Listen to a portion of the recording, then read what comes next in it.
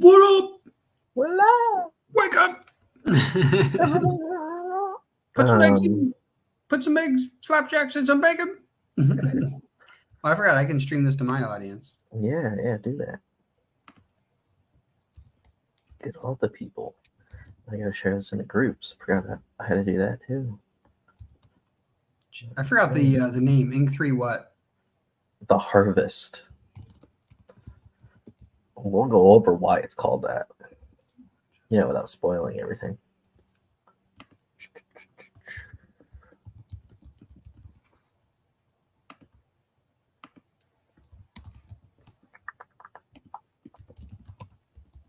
Okay. Oh, whatever.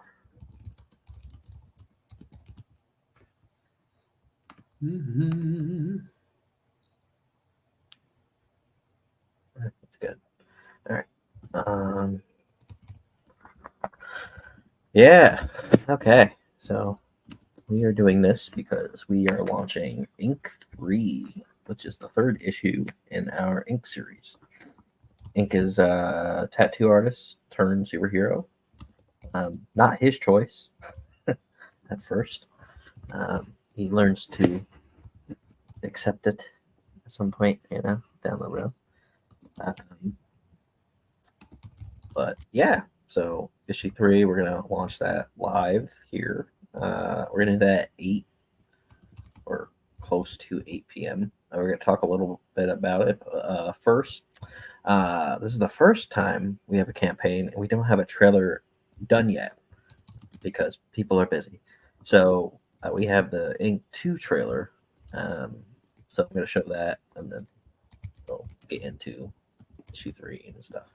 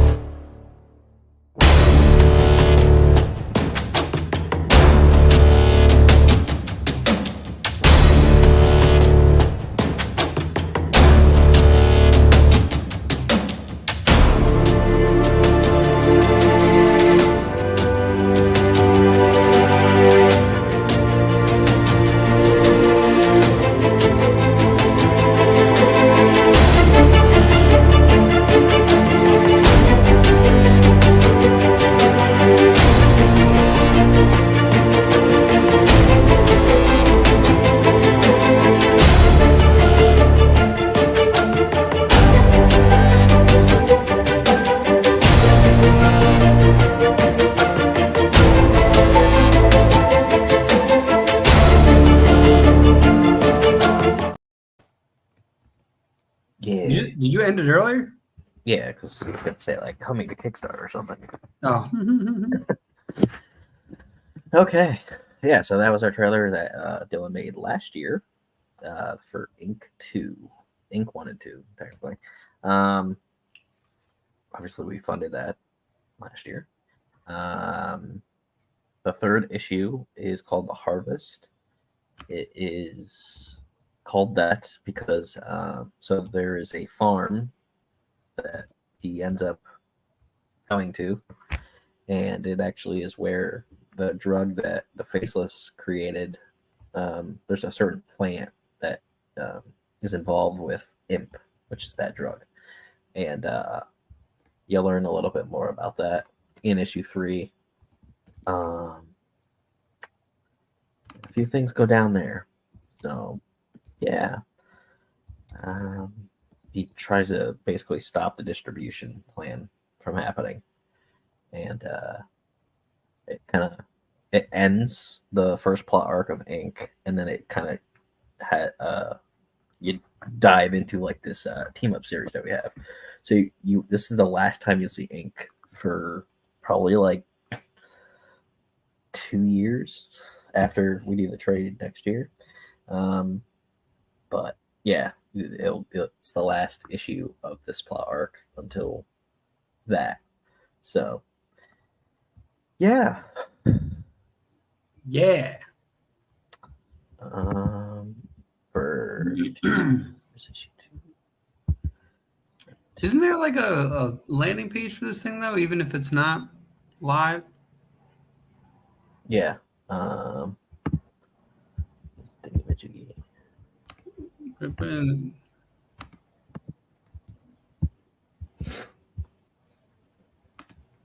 Put it in the chat. Yeah, I'm gonna get to it. So right now we got 0 people watching anyway. So like when someone watches this later, they'll be like, "Whoa, they spoiled it. There's a farm." Oh.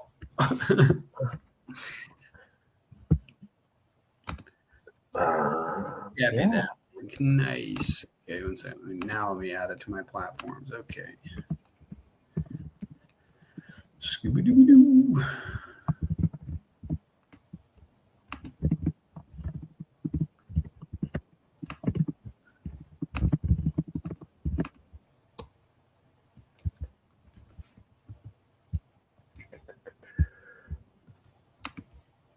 Here, nobody is on.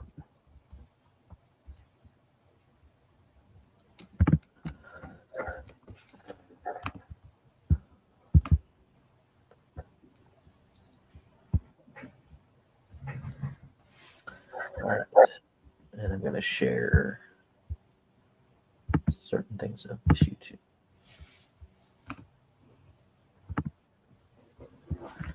So this is issue 2, without sharing everything. This cover, just gonna zoom it down. Okay, learn how to zoom out on this one. If I can, I can't figure that out right now. There we go. What are you trying to figure out? Trying to zoom out. Oh wow, I'm stupid. It's right there. I have to like That's really there. clever. Anyway, so we had like 7 covers for issue 2, and I'm never doing that again. So he says. It was a Who's bunch watching? There's 2 people here. One somebody from Sierra Nova Comics and one somebody from Greg's channel. Who are you? Expose yourself. It's Aaron. He's late. You mother. Don't worry, you're late too. Yeah. Well. Yeah. So we had like 7 covers, and most of them are like the different masks of the Faceless. Yeah, it was kind of hard to fulfill because I kept like staring at the cover, and then I was looking at a different cover, and then I was like, oh, that's the wrong cover. It's this cover.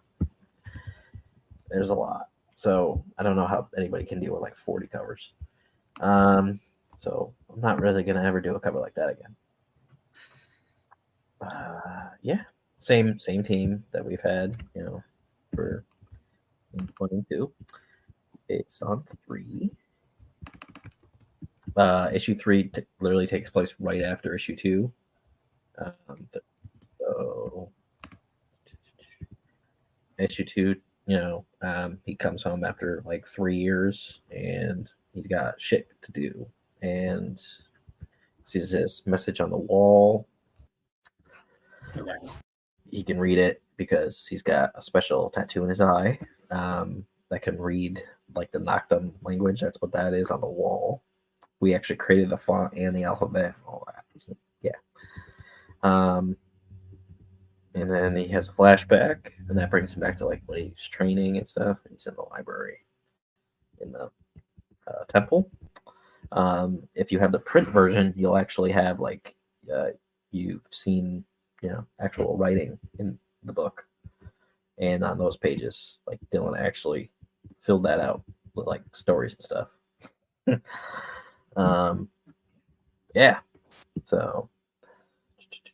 So he's basically on a mission to like find his neighbor Brittany because she was kidnapped in the beginning of issue 2, right before he shows up.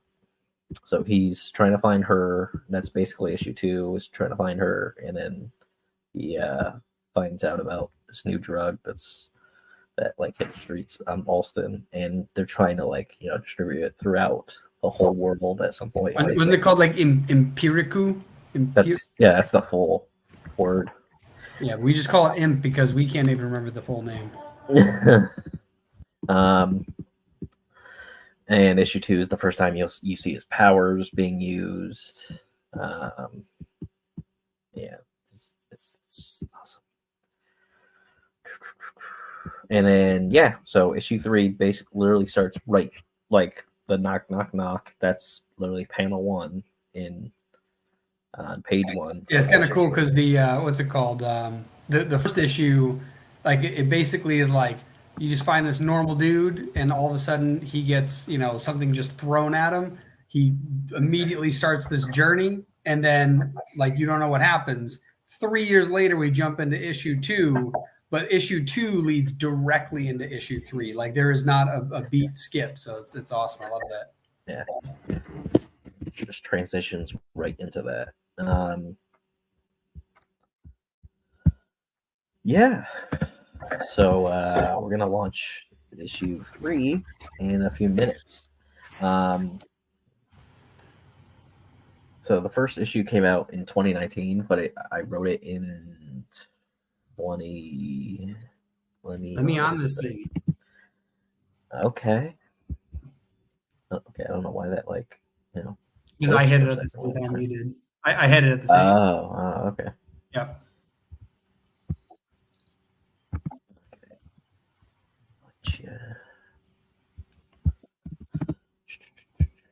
I still don't get why I can't create banners. What's happening right now? What was that? Right, create a banner for me. Create a banner. Oh, like of what? That says share this video with your friends, and do the little share arrow. Do the share. I don't know how to do that. 1 second. Let me get the arrow for you. And you want it scrolling across the screen or no? Wait, what did you say? You want it like a ticker tape, or do you want to? That could work too. Okay. It's not the perfect one. I'm going to put it in the private chat, but like this emoji. Okay. Oh, it just shows as an arrow. That's cool. Yeah, just do that then. I don't even know. Like getting used to my laptop.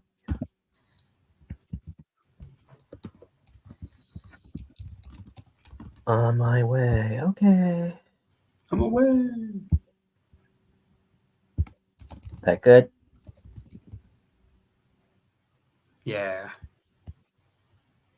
Hey. You should say ... if you have any.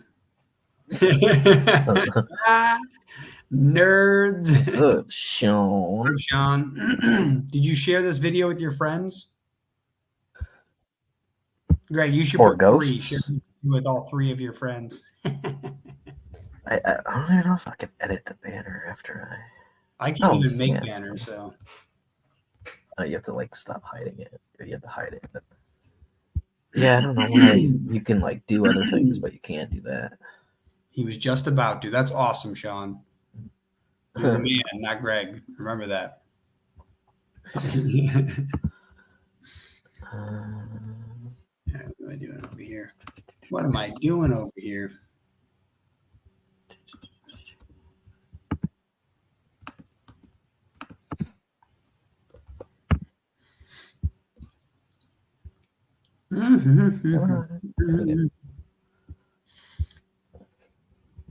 Well, I'll wait until all of Sean's friends join, and then we could reintroduce ourselves.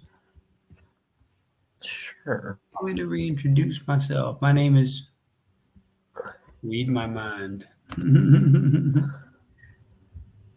Read Ever.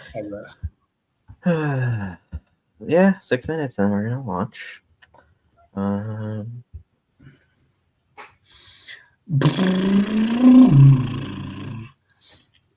Yeah. I'm waiting to. I want to get a couple people on here. I got a list of stuff to talk about, Greg. It's basically the introduction, which is what's the purpose of the live stream. Then it's the overview of the Ink series, right? So we just discuss like a recap of issues 1 and 2, and give an overview of issue 3, and then behind the scenes. So some of the stuff that we did when creating it. Are we going to show the cover? Oh, yeah, that's a good thing. Yeah, so get that. Well, I Get was that. going to show the Kickstarter page and the cover's on there, but I can Yeah, also show we it. do both though. Yeah, we can do both because then we can get a big screen. Oh, yeah, it's right there. Okay. Then obviously we can share the Kickstarter details. People can get there. We can go through the rewards, go through all that stuff. Cover. Yeah, he wants to see the cover. You should flash it on the screen for like half a second, then take it off so he gets to see it, but no one else does until they join. Oh, what was that? That looks so cool. I think so Josh created the Mittens 3 cover. But that's a favorite, but then there's the cover for issue 3 of Ink, and I think that's probably one of my favorite covers that we have in like all of our comics that we put out so far. It's a good. It's good. Yeah, but this is the last time you'll see Ink until I think it's like 2 years, because it's probably gonna take like 2 years to we have to do Scales 2 next year, and then Scales Greg, 3 don't the forget, following. when we get all that money, it'll just take a couple months. Oh yeah, right, the $1 million. If we get $10,000 to this Kickstarter, I'm pretty sure we're going to expedite Ink 4. I'll be like, here, Adam, here's $5,000. Make things happen. Do it. Good. Oh, speaking of Adam, I don't know what time, but on Friday I'll be doing another live stream, and he will be on. Who's this guy? What's up? It's awesome. Right as your window appeared, you made the pop sound, so it sounded like that was StreamYard making a pop, like when you Pop, appeared. pop. Yeah, pop, pop, pop, Let me put this on stuff.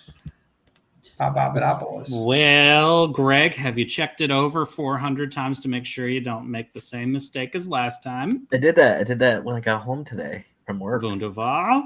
I did that, and I said that to Josh. I was like, the shipping is correct. It is not reverse, which I don't even know. I did that last time. Oh. Yeah, he made international shipping on like the national ones, and then vice versa. Oh, he Oh, knows I that know. because he was like watching. Oh, yeah. He's like, I was trying to walk him through it. yeah. And then Oh yeah, I forgot. I was because Yeah. it was live that we did it. It was like, Yeah. it was like, oh shit, how do I fix it? It's live. and then I had to like tell people to like, oh, cancel your pledge, and then like, yeah, that's not gonna happen again. Good. And then I added late pledge amount because that's a thing now. Womp womp. For now, What's- it is. What is late pledge amount? So after the campaign ends, You know, just a little something to destroy the sense of urgency. yeah, but you know No, it doesn't show it until it's done, though, right? Yeah, but what? It doesn't Wait, what? show everyone that there's going to be an opportunity to pledge after, right? I don't. Then I I don't probably know. wouldn't share that, Greg, to all two people watching. yeah, I'm not gonna like. You know what I mean? Like, there's no reason to even mention the thing that we've never talked about ever. mean? I don't. Yeah. What? Who am I? Oh, yeah, that's a tapestry that Jessica uses, and I was like, that would be a good background to cover a doorway, and it's doing its job. That's good. That's crazy. I didn't even realize there was a doorway back there. There is. On the other side of it is going to be the studio within the next couple months. That's cool. Nice. Yep, Oh wow. Okay, it's like literally. it's time. Yeah. Okay. So now I gotta share. Share your screen? Is that what you're doing? Ah. All right. Oh my God, is he ready to launch? Greg, you got to go like this. What? I can't see you I can't you see me?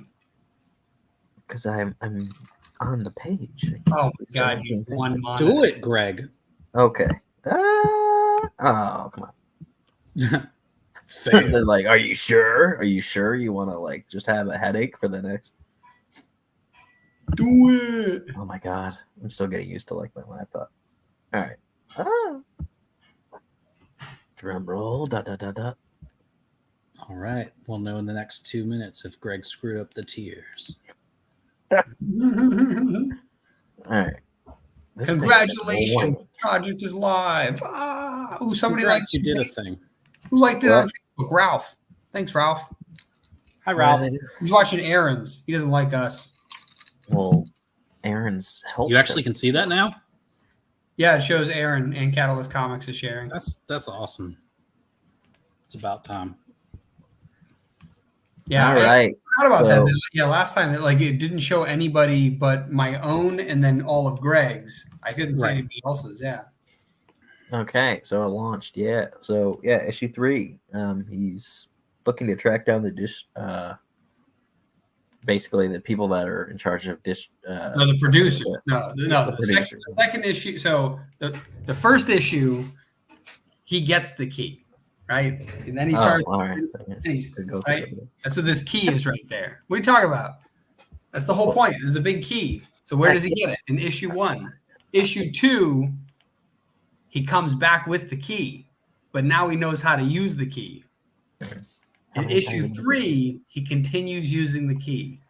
And that's the story. That's the whole plot. In issue 4, he will finish turning the key.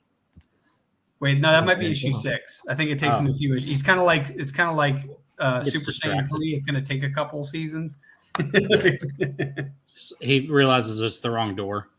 Yeah, yeah, he's going to misuse the key a couple of times. Oh, crap. It wasn't this key. Where Are is you the the- gatekeeper? I am the key master. This hey, what happens if you hit that thing This you project. I don't know what it's called. Okay, never mind. At first your project short link wasn't coming up for me, and now it is. So. Oh, it's not coming Oh, up for see? me, See? so It, I have it to just started to Do a hard refresh, Greg. Like Control-Shift-R. Yeah. Control Shift R. Well, Refresh for days. yeah, all I did was, refresh the page like a normal person. Yep. Yeah, I feel that. All right. Has this been shared to places? Nope, nowhere. No, well, besides I don't even our know where- Substack, I don't even know where here is. You didn't anytime, share it to right? the comic book pages?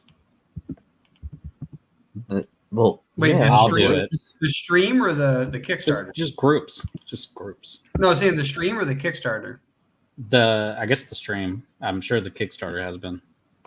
I shared it, and I just put the link in the comments too. So. Yeah, I can't grab it from the comments. Damn it. Put it in the private chat, Greg. Okay. Do. Oh my God. I got it. I'm sharing. You're Sharon. I thought you were Aaron. No, it's split personality. Oh, okay. Hey, I like your banner. Share this video with your friends. Which No, the thing? Ink 3, the harvest. not Oh, the Ink 3 harvest banner. thing. Eh, that's all Josh. The harvest. Yeah, so little summary. After a terrifying nightmare turned reality, Shane Murphy quickly turned from your regular tattoo artist to the gatekeeper of the realm. He has returned after 3 years away from home to try to save his hometown of Ballston from a complete takeover by the Faceless in their plan to control everyone and everything with their created substance called Imp. There you go. That's for your pitch show That's next Tuesday. Oh, next Tuesday. Yep. And here's our fancy cover. I'll show it, not when I'm scrolling either. someone Yeah. spilled grape juice on it. Jessica and I were excited for your cover. Yeah. It's very cool. Yeah, it's one of my favorite covers that we have. I like the Mittens 3 one too, but we're talking about ink right now. So this is page 1. It's a little recap. So you see these two like empty squares here or panels. There will be things actually in them. It's just like, when we get to the point of formatting stuff, we're gonna add that stuff. Yeah, see, told you. The first page back into the story, besides the recap, is right after issue 2. So Zoom in on the panel. Can you zoom in? Can you click on images in here? no, Nah, they don't do that. no. They just like made it so you could like add pictures without it like scrolling all the way to the bottom. So I feel like if I do a live stream launch again, I might yeah. I might show it on my phone instead, Oh, okay. because that's what everyone uses now. Oh, I was just thinking about like we just keep using desktops for all this stuff, and that's not what 70% of the users are doing now. yeah. Hi, dog. Wait, who's doing desktop or what? That's what I was saying. Like we share our screens and do all this stuff on these live streams, and it's all desktop view. But like, that's not what people are looking at. They're using their phones, unless they're other creators. And so I was saying, my next live stream one, I think I'm gonna do like I'm gonna share my phone screen instead. So we're gonna go through the rewards. So the first tier is $10. It's a taste of ink. It's all PDFs, so it's issue 1, 2, and 3. But just the taste. Just the tip. Just the tip. Just the tip. And then there's a physical tier, and then that's you get the PDF and The tears of our enemies. it's just issue 3, plus shipping, obviously. And then there's another $10 tier, and that's the variant cover that Eric Franklin made. I'm low on gas and ink needs a shirt. So, yeah. And that's going to be a virgin cover, I think, because just how It's it's never been touched. Exactly. The $25 tier is the Burden Journey. That's all 3 physical copies. What was that? And then That's my phone. oh, and then the Key Temporary Tattoo, which I did have those printed, but they were super small, so I'm getting new ones printed that are going to be like, a better size. There's a $50 tier, and it's 5 shirts. That's it, because I'm already like not a fan of really doing clothing as much as I used to. Yeah. You can also, for the $50 tier, you choose your face list, and you can add your likeness in our team up series, which is a couple years from now, so you have to wait. But Greg, are we making them faceless? What? Yeah, they're gonna be faceless characters, but which no, anybody who doesn't know, they all wear masks. Yeah. Okay. So you're gonna be able to pick your mask, and that's gonna be in the survey. Probably an identifier clothing too, I would assume. What? Sure, they wear all the same clothing. No, or like a weapon. Remember, because they each have different. Something identifiable. When are you going to offer tunics? Is what I need to know. That'd be kind of cool. Like, how do you? What if we went back to tunics? Think about that. Think about how much more comfortable we would all be. I'll take the blue one so I can go to the water temple. I'll take any just so I can feel the breeze on my skin. Yeah, that'd be cool. Feel the wind, Plank. So we have the imp sticker. Name that reference. It's Ed and Eddie. Damn it, Greg. That's for the fans. By the way, the more I looked at the font I used for the faceless, the more I was like, I accidentally played off the Misfits. Oh, okay. Do you see it now? Yeah, no, I do. Yeah, cool. You're welcome. Oh, yeah. Speaking of that, so the shirt, the design was made by Aaron. He made that, and there's also a print that I'm going to show. Allegedly. Yeah, some faceless person did it. So your likeness, there'll be like the whatever weapon in the series of weapons that you'll be able to choose from in the survey. When that goes out. Your mask, which is your rank, and when you get the crap beaten out of you in the team up book, like, so maybe somebody will actually see your face because your mask could break or something. So, 75 okay, so people are getting drawn in as the faceless, Yeah, That's what I said. but Yep, you got it. but Exactly how, what you're thinking. well, how do we know? Would my beard be sticking out from underneath the mask? And I'd be like, "That's Aaron." So it's the mask. It's the mask type and the Okay. weapon of choice. And Yeah. maybe, Oh, okay. and maybe like Yeah. body build. Like All right. So Yeah, Mace Windu's purple lightsaber. Got it. yeah, that's what I was saying. For the $75 tier, Technically, that could be a blunt object if it's the toy version. So yeah, you could it's choose only blunt objects, so that's what they use. I mean, it will blunt kill you. All tatted up in a car to crash. Chad. There's 10 of these at this tier. You get the trading card, which it's the same trading card from the last one. So if you didn't get that, now you can get that. The art print that Aaron made. You Yeah. get issue 3. I just want a blacklight version of it. That'd be cool. That would be ridiculous. Just terrifying. Maybe like a 3D. Well, it already kind of has a 3D effect. I mean, you could augment reality for sure. Yeah. Oh, yeah, that'd be cool too. And then you get the temporary tattoo collection. It's all of the tattoos that he has. As temporary tattoos. You basically cosplay as Ink.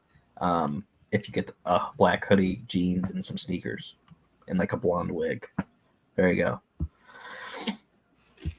For $100, there's 5 of these, and you get issue 3, the art print, your likeness also added to the team up series. That isn't just the faceless. You could be, somebody else. So we have to figure out like who that would be, but you're not going to be like one of the main characters. Well, I was going to say in issue 2, we have the Grady character who's not necessarily a faceless member, but he's somebody affiliated with them. So he's like, he's got a face.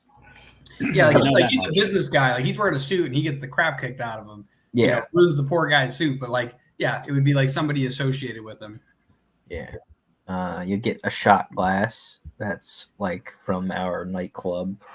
That I don't know why I did that. It's a nightclub that's in issue 3. The art print, the sticker, basically everything. And yeah, that's that. And then the add-ons, you can get the sticker, 1 million of them, the trading card, the print, a shot glass, which that'll add up.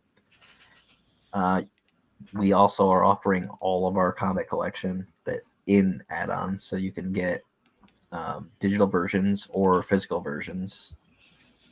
Who's Chad Perkins? Why is he causing problems? Who is it? He's part of Catalyst. He is He's now drawn in as a blank canvas. That's funny. I'm like, Chad, you should share all the people. You should share this with all the people that you're angry that you're like, hey, look at this. I'm so mad at it. He's reserving his shares because his campaign's live tomorrow. Yeah. Oh. Yeah. So, and then backer goals. So when we hit 25, we'll unlock Annabelle, which Todd Rayner made. Issue 1 of that. Issue 1 of Corruptor at 50 backers. I edited that. Yeah, I know. And I made the logo. I did. I forgot that you did that. Yeah. And then 75 backers is Geek Girl. I know nothing about that one. I don't really know that. I just I asked people like, hey, what's up? You want to give away a comic? 100 backers is Paradigm. Yeah, because heroes. And then 150 is The Fog Within, which it's really cool. So that's Nandor, right? No, that's Sean Wood. Sean. Yeah. Nandor. I mixed them all up. I had too many of them on the show. He has What is his? He has a lot. I know, but what's the newer one? It's gonna drive me nuts. I'm breaking my brain. Fabled or something? The Fabled Offering. Yeah. Hey, I knew something. Yeah, so stretch goals or expansion goals, whatever you want to call them. We are offering for $2,500. When we hit that, the Moonlit Mirage digital soundtrack. It's like gonna be like 5 songs that Dylan's company is allowing us to give. There's a new art print that we have not revealed yet. And that's at 3,000. Then that 3,500 is a special commentary, which will be going over like all 3 issues, and yeah, it'll be fancy. And then there's gonna be a trading card set of characters that there's names, but there's no designs for them yet because I'm still waiting for the art. So, but yeah. And yeah, that's our little chart. But let's see what's going on here. Oh, 46. Did Jessica's comments show up anywhere? I don't see them. It's so weird. Yeah, I know Facebook is kind of weird. But yeah, so I'll stop. Hi, Jessica. This. I'll stop sharing this for a minute and talk a little bit. Yay, ink.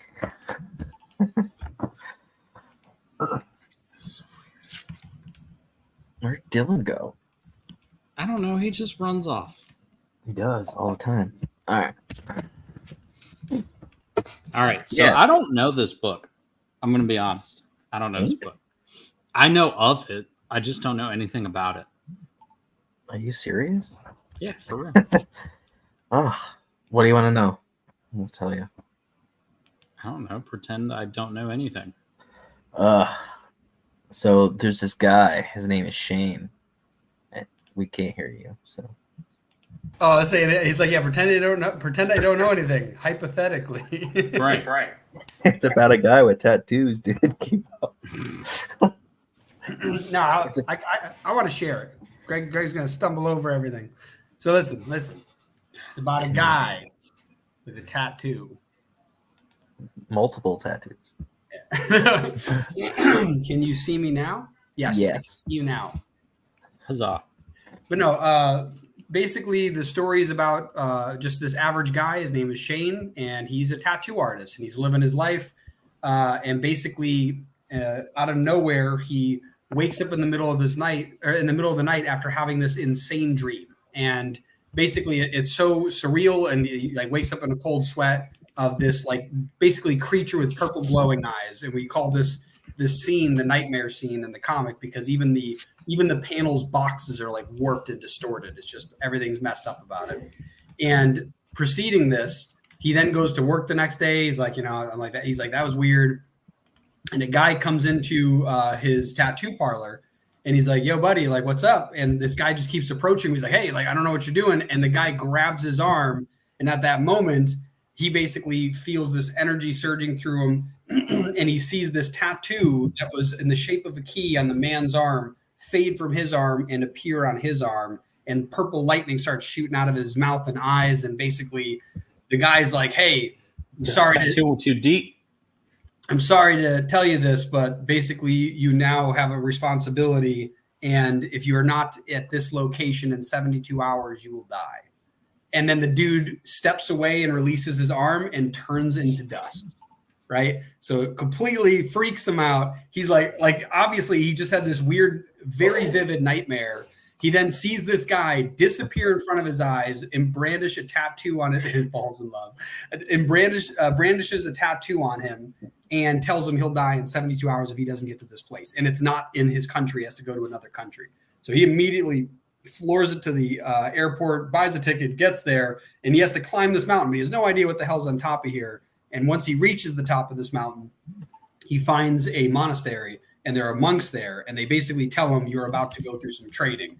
And literally, like the last panel of the first comic, he's just like, fuck. Like he realizes that life's gonna get crazy. And basically, so people loved this. No. Twilight. No, it's not. It's not. Yeah, Fuck totally. Twilight. I wonder who left that comment now. I don't know. I'm Aaron. So. I like how you were so perfect. Right as you said that and all the names came back, share this video with your friends. Arrow pointed right at Catalyst Comics. That was perfect. But anyways, yeah. So it's basically after talking with Ed Jowett, I love referencing just every time this happens because it was super impactful on how we changed our storyline. We originally were going to go through a bunch of trials and show you how he starts gaining powers.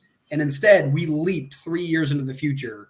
And essentially, the very start of issue 2, you're immediately introduced to this cult organization called the Faceless. It's on the very first panel. You see them breaking into a house, which you later find out was Ink's apartment, right? Shane's apartment.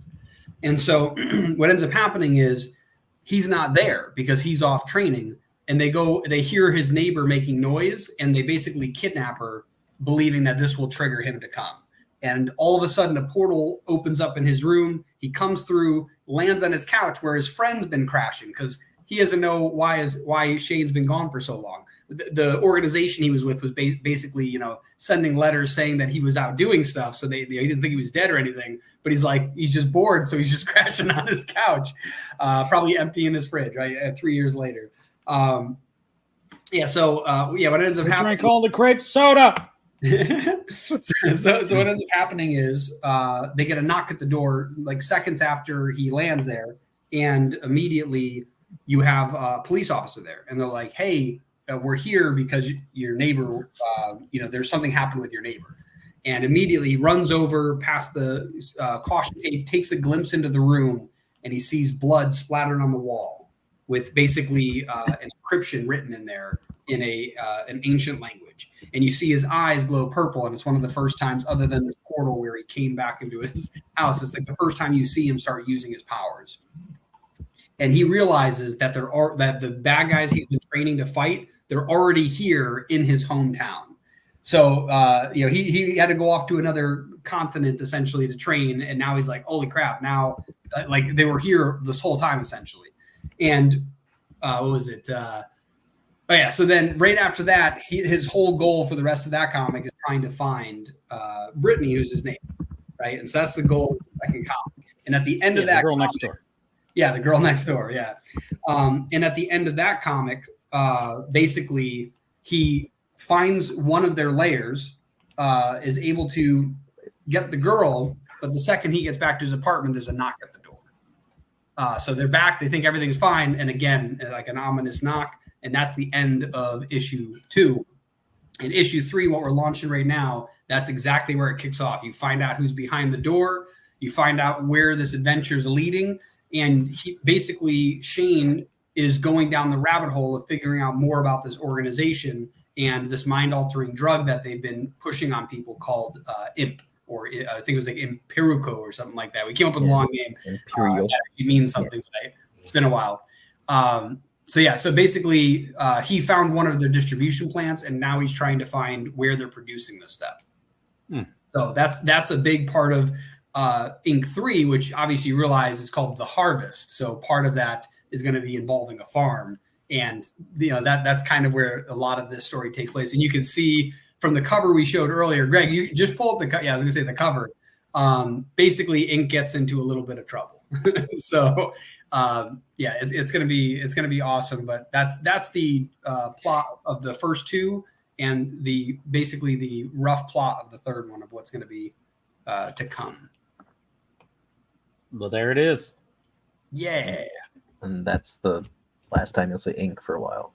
and that's the way the cookie crumbles. Is the 1200 goal fully covered now? As you had to swallow costs. It is our, our what? What? I said we eat costs for breakfast. Yeah, it's like the yay we funded goal. It's not like the yay this is money. That's not that goal. It's we can print the comic without having to go more in debt. Exactly. Because for the trade, we are going to remaster issue 1 because I added some more story to it. And then that's the that's At least this time we're remastering it with the same artist. yeah. Yep. He's like, why don't you just not do that? It's your book. I don't. Sorry, Chad decided to drop a trailer at the same time that you're live, so now I'm having to multi-share stuff. That's fine. We don't have a trailer yet. Who did this? Who did such a thing? No trailer. Come on, man. Busy with things. I made Chad's yesterday while I was bored. Well, we have someone doing it because Josh was busy, Dylan's busy, I'm Greg. not talented.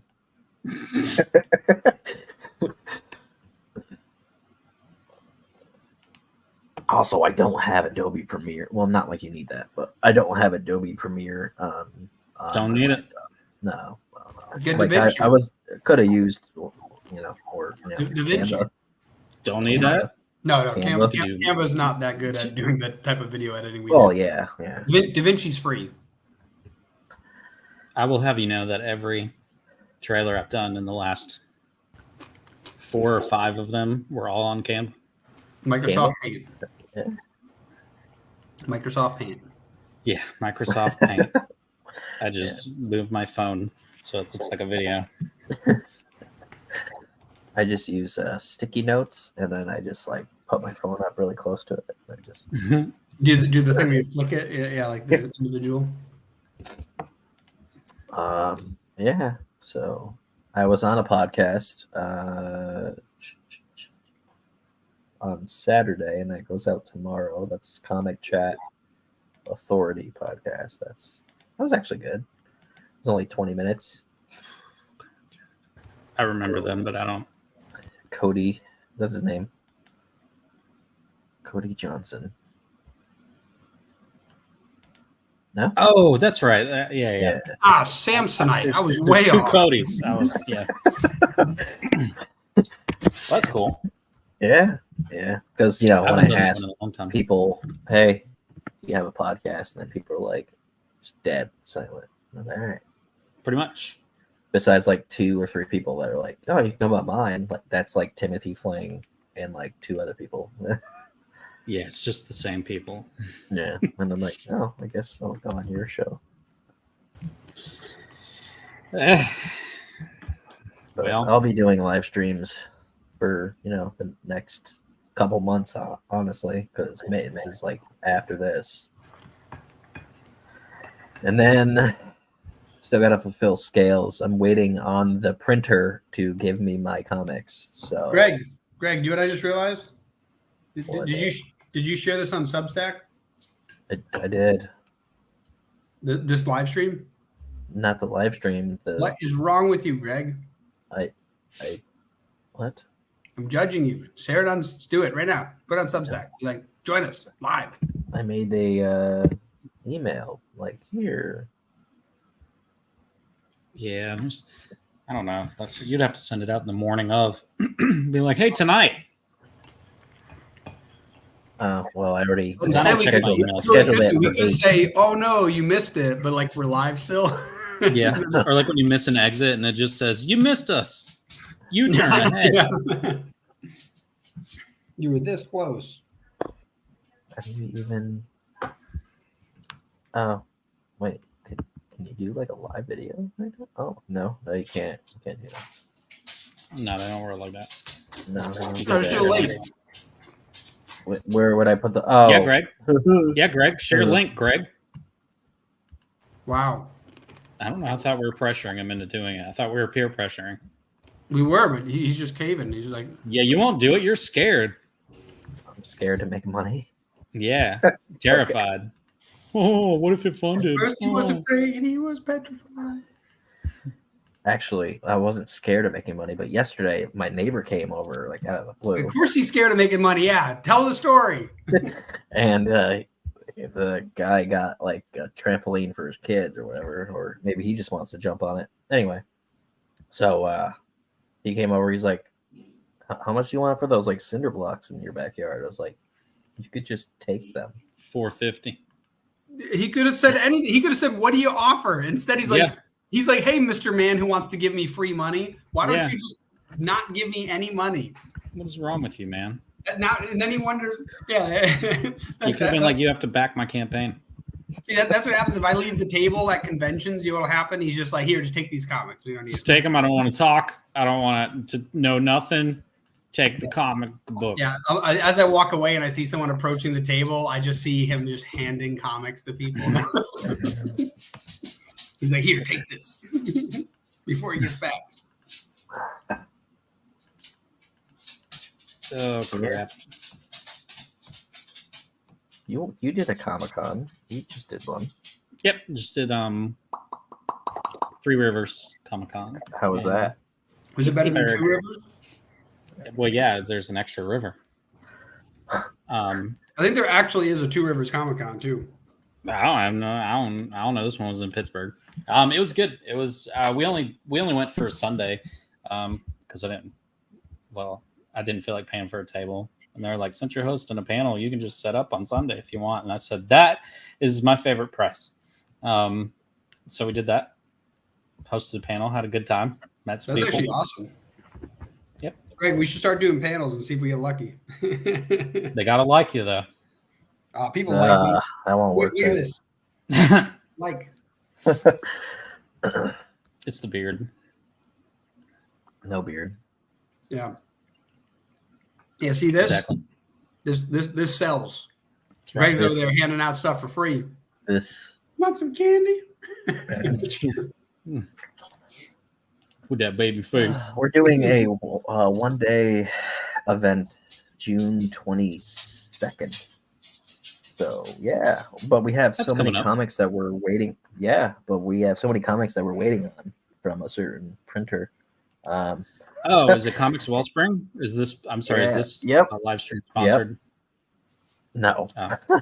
And I asked before ordering them in May. I was like, "Hey, so like, am I gonna get these on time?" Are you gonna pull this off? Of course you are. And I'm like, what should I just have concerns? Like, am I gonna get the like certain comics by this date? And she's like, don't even worry about it. And I'm like, okay. So I paid for the rush. So that's 7 to 13 days. They have until like before the 21st to give me my stuff. So maybe if you talk about them on this live stream, they'll do it. Well, I emailed them twice. I'm so anti them. In fact, all right. Let me pre-phrase this in my mind. Okay. There was a thing occurring that involved a whole bunch of different printers and like a communication thing, and every printer got back to the person except for Comics Wellspring. They just never even responded, and it had to do with a partnership, I guess would be the right term. And so I feel like at some point they will send an email. It's just going to be like, 2 months after everybody else already responded. So they pretty much already got knocked off the list for those people. I feel like I know what you're talking about without even not fully knowing. There's a lot going on, man. Anyway, they still suck is what I was getting at. Yeah, like I sent an email. Were they better before the? They've never been good since I used them, and it was like a couple of years ago. So I liked them in the beginning, and then they started before their email of like, hey, like 6 months ago we started like making a move to a different building and stuff, and we changed owners. Like, that would explain why. Guess what? They sucked before that. They've been doing the same thing for years, where it's like, here's our turnaround time, and then like that time period passes, and you email them, and you're like, hey, I haven't gotten my proofs. And they're like, oh, it must have went to your spam. And then by the end of that day, they send you a proof that needs corrections. and then you're just, you respond back and you're like, yeah, definitely did not go to spam. You just didn't send it. Yeah. But that's happened to me multiple times with them. Like, so I just, That's after the crazy. second time, I just said, forget it. That never. I was gonna say, I I think we had a pretty good experience the first couple of times. In fact, one of the best things that did work with us, although ironically we have to reprint it eventually anyways, was we ordered like a banner for one of our shows from them because I looked up like a dozen local printers near the event that we were doing, and none of them would allow me to just buy it online. I had to get a quote from all of them. And I'm like, I want to give you my money right now, and you're not letting me. And so, we ordered with Comics Wellsprings. We did the expedited shipping. It came with plenty of time. It was like, but yeah, it's because they were like, hey, we have this weird thing we have to do. It's not comics. And they were like, I'll do it. That's why. Yeah. It's like, ooh, different. Yeah. But yeah, so I didn't have that many bad experiences, but I ordered a physical proof for foil cover. So because I don't want that to be messed up. For sure. So I want to make sure that's coolio. But yeah, so that's like the only thing that people will be really everybody's still waiting on all those comics, and everyone is always waiting for them. Yeah, but I was trying to I was gonna go and do comic impressions, and then I was just like, I gotta talk to people. I will tell you, they have always offered me the biggest discount. I've never had to get anything fixed with them, and they set up your files for you because they actually want to do the job right. And the one time I did screw up something pretty royally, he was like, how about I just give you a huge discount for your reprint because that sucks, man. And so I'm pretty ride or die currently with them. That's cool. Yeah. I mean, especially because you get to deal just directly with the owner, and they've been really good the whole time. Who was that again? Comic Impressions. Nice. I just wanted to say their name again. We got to shout them out. Should tag yeah, they're on the Catalyst website. I put them on there as our printer, so they better not screw us over. Yeah. Then I use Mix'em for prints. Sir Mix-a-Lot? Yeah, Sir Mix-a-Lot. But yeah. Cool. And there's a trading card website that Josh found, and that's what I use for. Which one? MakePlayingCards.com. That's what I use. Yeah, it's very cheap. Take a guess what they make. .com. Mm-hmm. Most people get that wrong. You got it. Pretty good. Definitely a web design company. Oh, goodness. Oh, yeah, Adam was wondering about the 2 blank panels on that first page, Dylan. What? On the first page, that recap page. Who's wondering? Adam. The artist. What we're going to put on him? He's like, was he going to do that? And I was like, yeah, it's just before we go to print it, we do things that's what we did for issue 2. We added the decoder thing. Which, the thing, remember I asked you too, did he have a version where those 2 images aren't placed there, or did he draw those in? No, I told him not to draw them in because No, the 2 that are already there. What? You're talking about the key and the 4 slots, right? He drew that part. That's literally there. I'm asking if he could remove those 2, or if he drew it in so it's not removable. I don't know how he made it. I mean, if it was illustrated, then he can't remove it. If it's he can't remove it easily. I'll do it. But the whole point is, remember I was talking about animating it so they all fade in a video? Yep. So the whole point is that if he didn't put them in and he placed them on top in layer format in say Photoshop, right? Then I can just turn off the layers as opposed to having to manually go in and crop them out. Oh, well, That's what I was saying. I don't know if he placed them there. Pretty sure he drew that in. So that's what I was asking. Yeah, yeah, because then I have to manually go in, which is totally fine. It's just I just have to know how much. It would save me a tremendous amount of time if he didn't. So now I just know I have to go through and do it.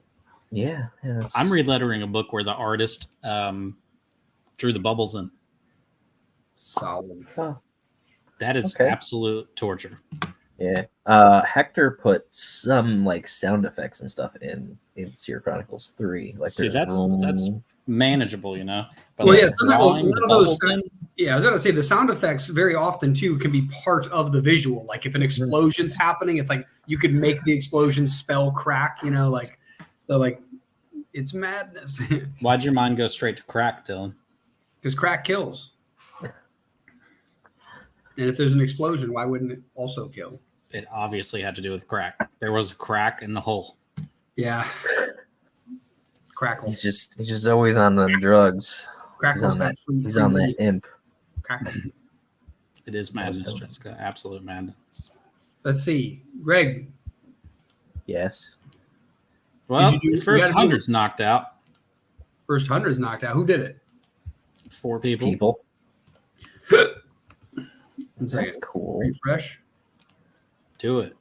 So what's up with the let's see. What weird things can I ask you guys? Let me look real quick. What's up? How's the website going? Oh, it's coming along awesome. It's just not visible yet. Yeah. Greg, actually, you know what? Greg, I'd be willing to share part of it now if you wanted me to share some of it. Yeah. Or keep it a mystery. I don't know. Is anybody even watching anyway? 4 people. Oh, okay. The 4 people that probably backed. So they get to see a sneak preview. If I can open my damn window. There's some cool stuff on there. It's just I don't know. It's different than the old website. It's a lot different than the old website. Yeah. And like it's so much more secure. Oh yeah. So I haven't turned on the ability for anyone to be able to sign into the platform yet. And I've been blocking hundreds thousands of requests that have been coming in. Oh gosh. I've had, because I knew that's why the site was slow before. It wasn't just because we had large files on there. Right. It doesn't slow down every page. And I had gone through and cleaned it up a dozen times. I had malware protection on there, but it didn't matter. It was just too embedded. At one point, I found out they had mass created a bunch of user accounts that were like WP1237986, you know, like random gibberish. Yeah. And so, and the reason I know that now is because when I I wiped the old website. I completely deleted it, but I saved a backup of it and all of these random like Excel sheets so I could look at those. So I could be like, here's all the users. So I looked through the list of users because I kept seeing somebody from like Ukraine keep logging in, but it was too quick. So I knew that it was like either it was a bot, even though it was labeled as human. And I looked up the name, and then I look up the name, and it's a gibberish email. I'm like, I knew it. It was a real name, like, you know, Cindy Lou, you know, whatever it was. It was just like some name like that. But it was fake email, and it was mass trying to get in really quick. But I made it so that if anybody tried to log in as that particular name anymore, it auto blocked the IP address. And I had to do stuff like that. I had to make a bunch of rules, and now it's like Greg, I didn't even tell you this earlier today. I spent it's probably 20, 30 minutes. I went through all of like the top spam countries that we don't have anybody in. Like Brazil's one of them, but we have people in Brazil. So I'm like, I can't block that one. But like I blocked Ukraine, Russia, Bulgaria, stuff like that, where we don't have any affiliation. We don't have any connection. We've never had any users from those countries on there. And I just blocked all IP addresses related to those countries. But I had to manually type in each of the, the ranges. And there's like 6 ranges per country. And I'm like, you just shut out a whole market. Yeah, a whole market that's not going to pay anything. Actually, like all of our fans are from Russia, so yeah. You just ruined it. They're like, I love the Cernova communist company. I like that you could show the website, and then I can tell people why. Do you want me to show the homepage? Yeah. You don't have to show like everything yet, but no, I'll show. Let's see. So present. Oops. I'm actually pretty excited when we actually launched the thing. I'm cool because there's only like 2.5 people on here, so I'm like that'll be fine to share. 2.5 people. There's 4. Boom. So this is gonna be the new website.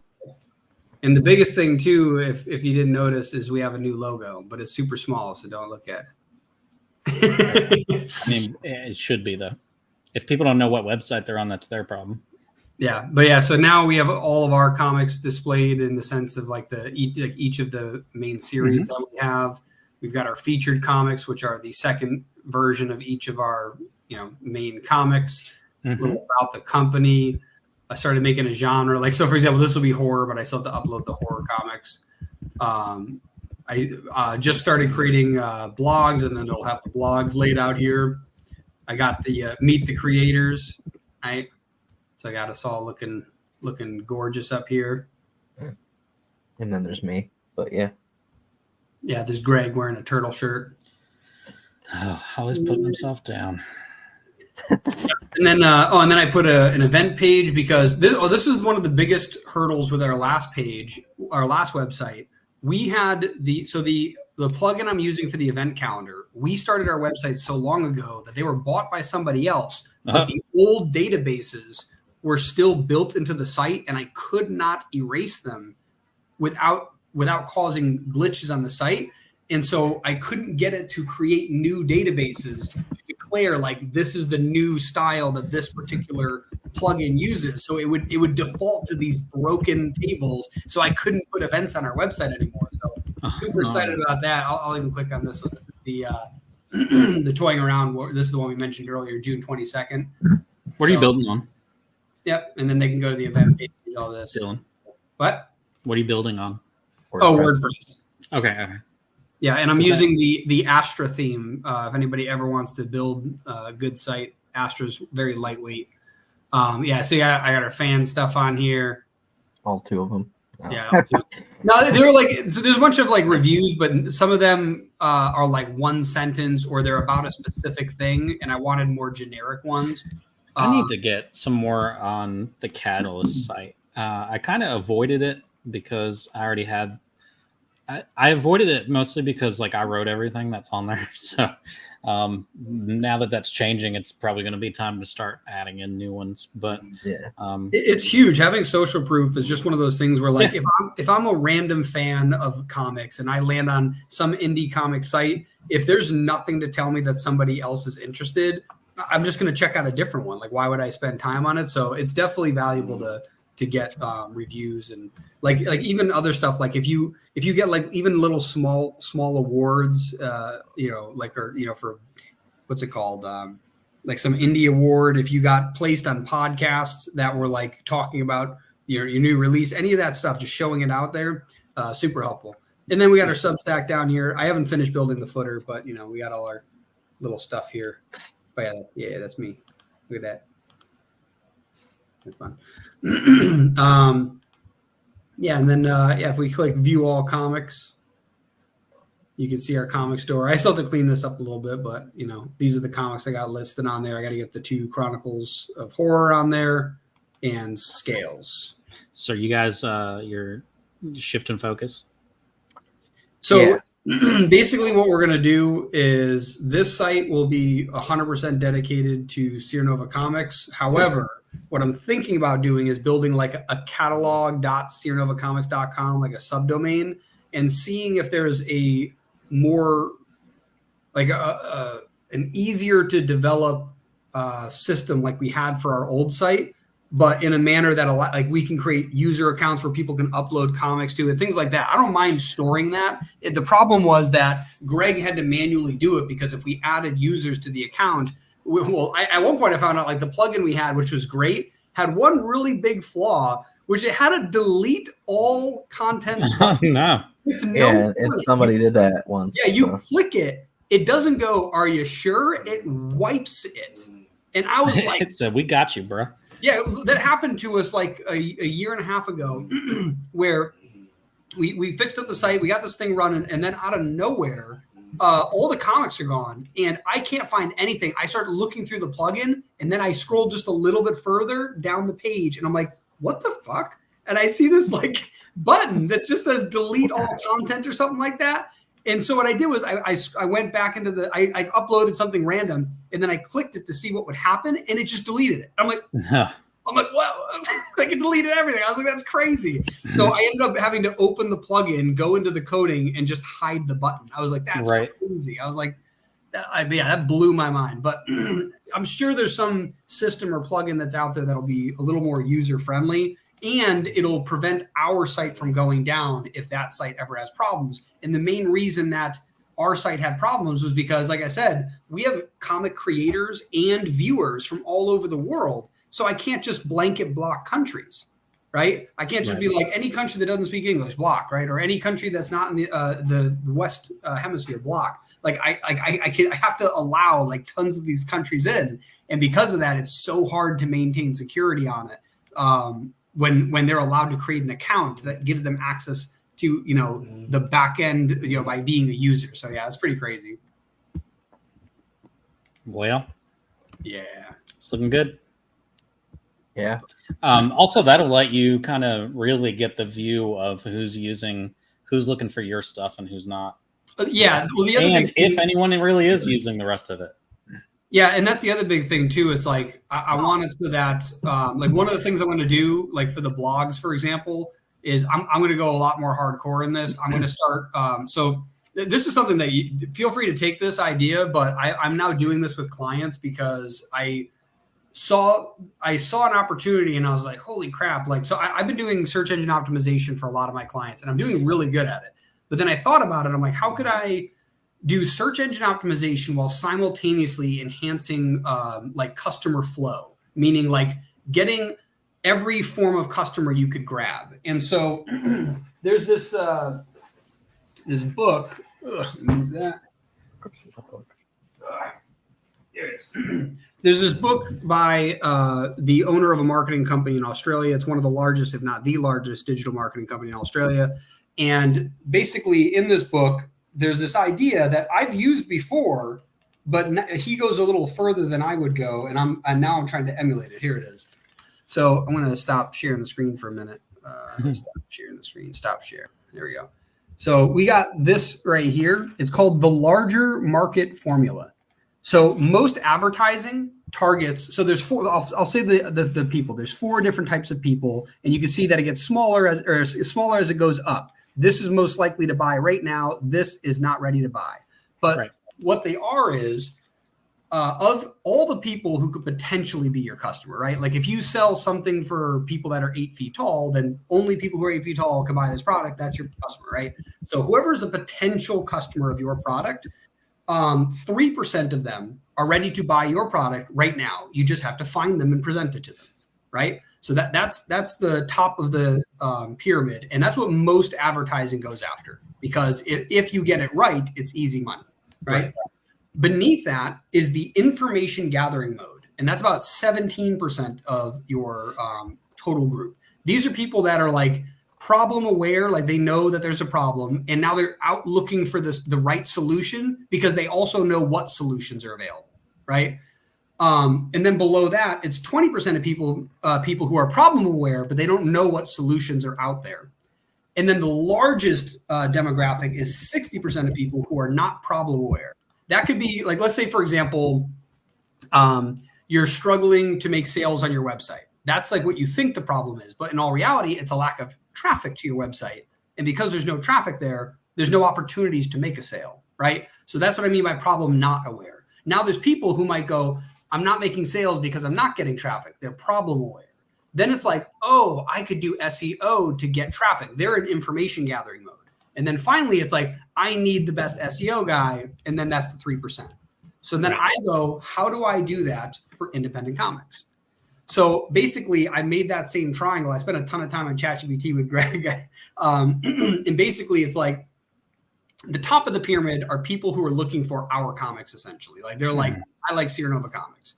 Below that is people who like our genre of comics, right? So superheroes, sci-fi, horror, right? And as we expand, whatever other genres are in, they like those genres and they're trying to find the one they like best. That's where stuff like Social Proof really helps. Like, hey, look how much money we raised for this. Look how many backers we had. Look how many like 5-star reviews we had. That helps convince them, right?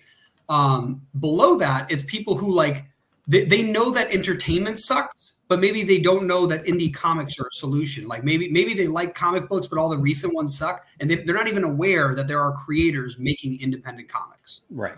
And then finally, it's the not problem where these people are like, all this entertainment sucks, and I don't even know what to think about it. Like they're not even in the comic book realm. They're just like, all this stuff sucks, right? And that's kind of the people that we have to coax into this triangle.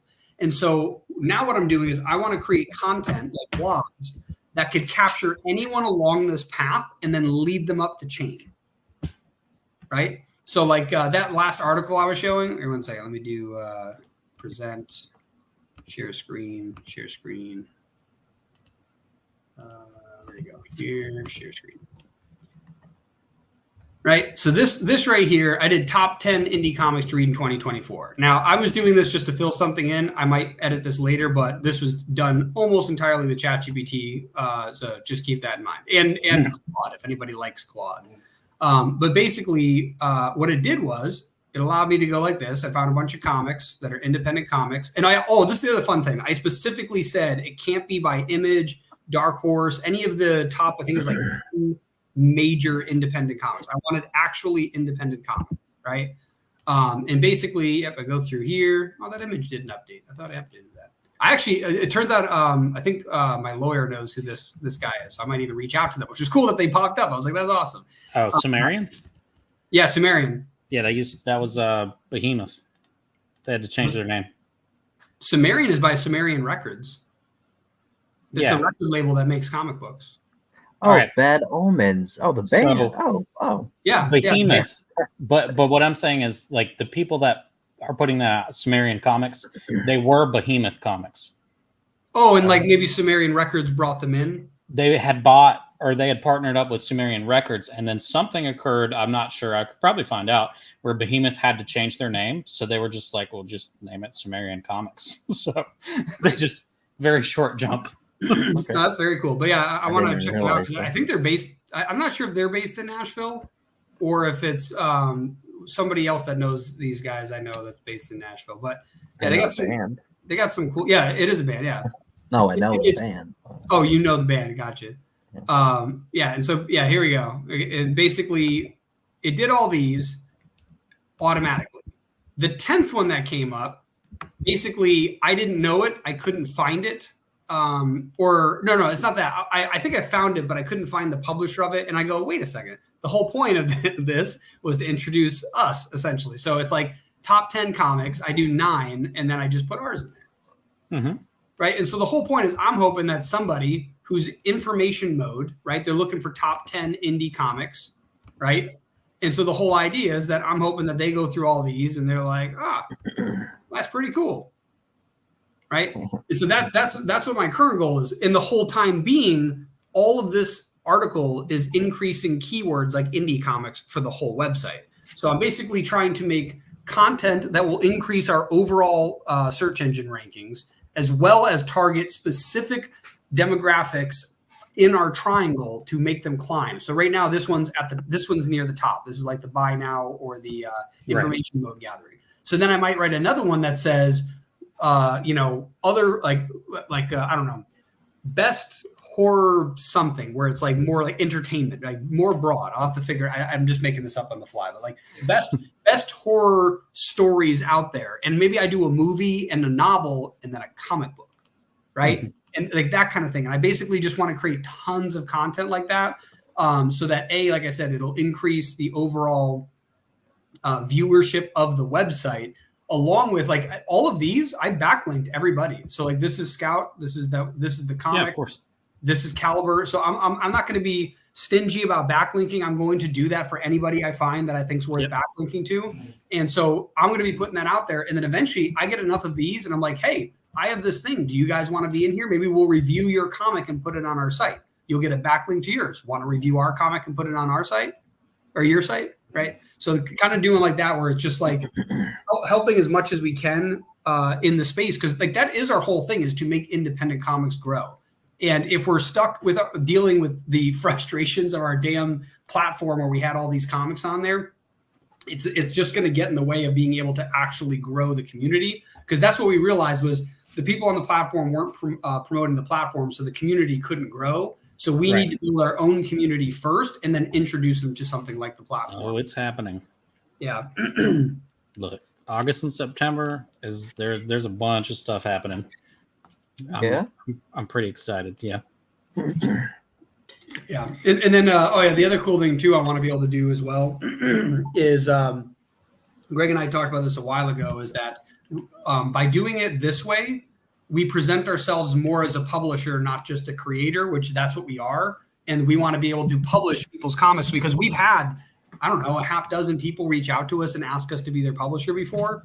And we're just like, we're not really set up for that. So eventually we're trying to set up distribution chains. We want to set up this stuff so that when somebody wants us to be the publisher, we can actually offer them something other than just standing around like, yeah, you're on our platform that, we get 10 views on. Yep. Yeah. So I'm pretty excited. We finally pulled the trigger on that. That's awesome. Yeah, because by the way, your site looks great too. Thanks. What's it called? What the hell is my damn? How do I stop sharing? There it is. I was looking for the stop sharing. Yeah, we were checking out your site, and I was, like some of the stuff that we did, I was inspired by that. Some of the stuff, I literally, I was like, I want this to be super optimized. I was in ChatGPT. I'm like, who is our ideal customer? What do they want to know? What should I put on the website? Where should I put it? I'm like, what's the site map that I should have? What should I put in the main menu? I'm like, that seems like too much. Cut that down. Like, I was like, I want this to be as clean as possible while giving them the opportunity to find everything that they can. Right. Yeah, I have to start doing a little bit of a change on it. My entire inspiration for the design on ours was just 80s, just hardcore 80s. Yeah, it looks awesome. Yeah, it looks awesome. But you want to share? You can share it. I don't care that we're it's not important. But the change I have to do now is now that we've accepted 2 submissions, and like the first one's hit Kickstarter tomorrow, and then the other one we're still working on the contract. But so now I have to develop another part for the website where it's because it'll still technically be under Uprising. So now I have to like kind of add a whole other vibe to a section. But I love that stuff. I love, like, for me, it's like I haven't had to update the website in a while. Because once I did it, like, it's ready to go and it's doing all it needs to do. But now I get to go back in there and create something new on it. But this is on top of freaking three other websites that I'm trying to work on, and they're all like comic related stuff. Are you doing WordPress sites? Always. Have you ever used Astra? Yeah, for sure. I think Astra and Spectre and Spectre blocks and Canvas blocks, and I can build almost anything I want to on a site. Yeah, see, that's why I went into like so I do Elementor for just everything, because I can play with shapes. I love it, dude. It's just like the capabilities when you add Elements Kit and Element you get the Pro, add-ons. You get the Elementor Pro, is that why? Heck no. Really? Dude, if I had Pro, I don't even know what I would do with my life. I'm doing what I'm doing without it, and people are fine with it. So like, I don't know what I would change if I were to ever get Pro, though I'm sure I would find some kind of crazy chaos to just unleash. To me, that's the same with me. Is like, I feel like it would just get too hectic where like, So with Astra, by the way, the reason why I like it is that it doesn't require Elementor, which is another plugin that eats up a lot of memory. And Gutenberg, the block editor, isn't hot garbage anymore. It used to be just a burning dumpster pile filled with feces. It was disgusting. And there were so many plugins that were like, turn off that thing that is rancid. Yeah. And now with, like I said, with Astra and was it the Spectre and Canvas plugins, I actually had a couple of developers for one of my clients that were building sites, multiple like mass printing sites. They were using Elementor. I convinced them to use Astra and these after months of debating with them. They refused to do it. They built one site with it, and they're like, holy crap. And I go, yes, finally. I'm like, you understand. let me here's why I won't move from Elementor. And I think it's because I've been with them since probably their inception or very around thereabouts. So like I attend their lives and stuff because I think it's interesting to hear what's happening. But one of the big things for me is just all my templates are already saved. So when somebody else is like, I need a website that vibes like this, well then, like, guess what? I already freaking have the Catalyst homepage. I just plug it and change it.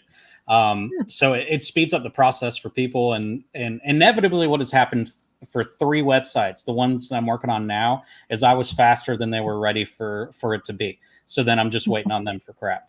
Like I can't move it because I'm so quick with Elementor that there's just no, like I built our website in like, I don't know, 5 or 6 hours.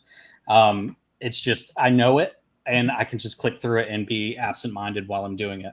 You know what's funny? I'm telling you right now, like you should, like if you ever have spare time to play with it, the only reason why I ask to do it, because like the templates the templates is a pretty good win, but literally these were developers for a tech company I work with, and they were so sold on Elementor that literally they told me yes 10 times, till the point where eventually their boss, my client, was like, hey, did they do it yet? And I go, no, they keep telling me they will. It's been over a month and they haven't done it yet.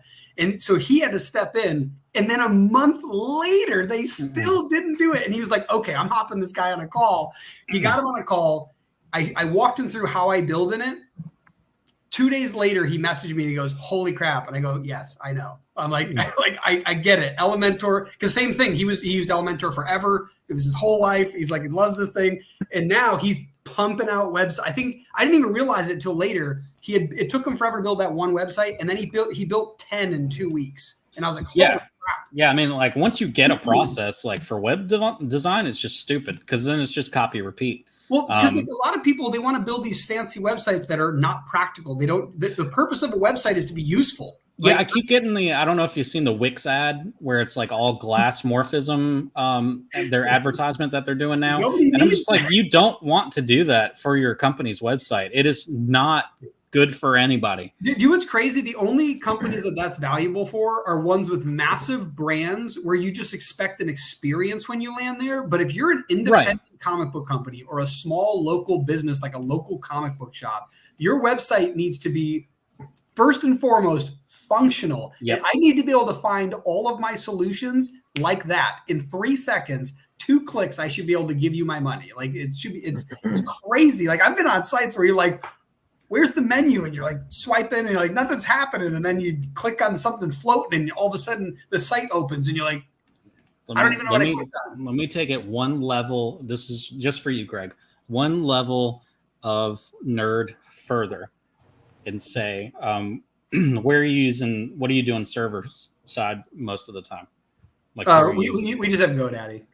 Okay, all right. I've switched every client lately over to Hostinger, and it is freaking nuts, dude. Like, so my website, catalystcomicstudio.com, is not.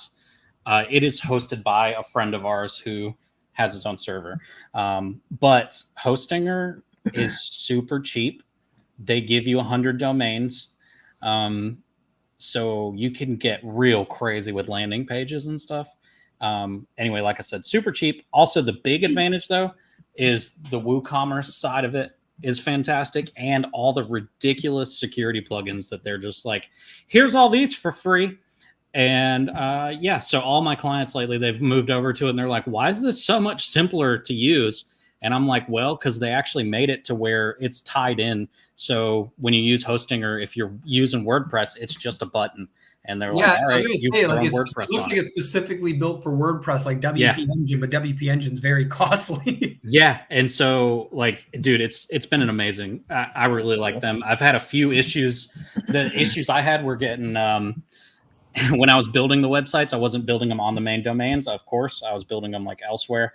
And so my internet service provider was blacklisting them. And so I would have to open up like my ISP chat or whatever and be like, look, I need you guys to whitelist this. And they're like, it'll take 2 to 3 days. Never takes that long, but that's the only problem I've had with them. Now, with that being said, if you do ask the people, they're going to step you through what all your probable issues are, and it's none of them.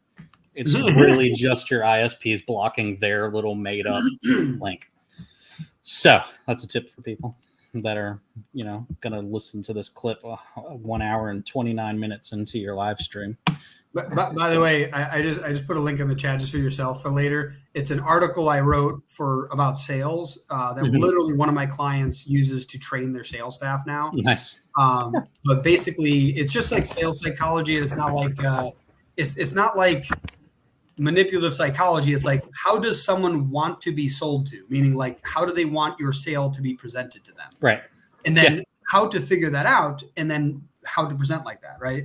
So I just put myself there as an example, but I'm not going to go over it now. But briefly, is the point is that you get these four acronyms, you rank them in a certain order, and as you get stressed, you go down, right? So you, like, I'm an AKNB. If you ever look at the article later, you'll know that means action, knowledge, nurturing, blueprint.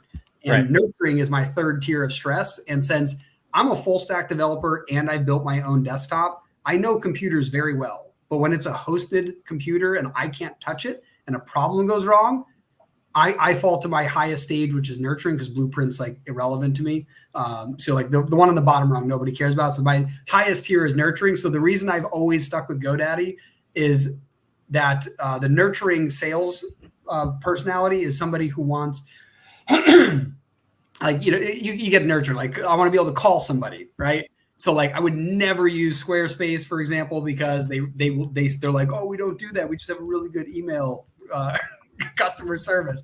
But I've never found a company that offers all of these things 24/7, 365 American English, technically speaking people that you can call at any time, including Christmas and New Year's, right? And I had a client who had like Bluehost, and they have the same thing, except that I, like, not being rude, I never spoke to someone who knew more about websites than myself. I called one day. I'm like, hey, the virtual server is running PHP 5, which expired 6 years ago. I just need you to update it. That's why the site at random doesn't work. Like, it's just random. And I did every form of troubleshooting known to man at that point. And I'm like, oh, the PHP is out of date. That's why all the troubleshooting like successfully worked, but it keeps still randomly failing. I spent 30 minutes on the phone with this guy explaining to him that all the, like, GoDaddy, I could just update my own PHP, but they didn't allow it. So I'm like, I need you to just update the data. Like, I was like freaking out of this guy. So that's the one thing I like about GoDaddy. Even when I've had to solve my own problems, it's just getting somebody on the phone who at least is competent that I can talk with and be like, I'm so mad right now, but thank you for being on the phone. I know it's not completely your fault. I get it. What do you think, Greg?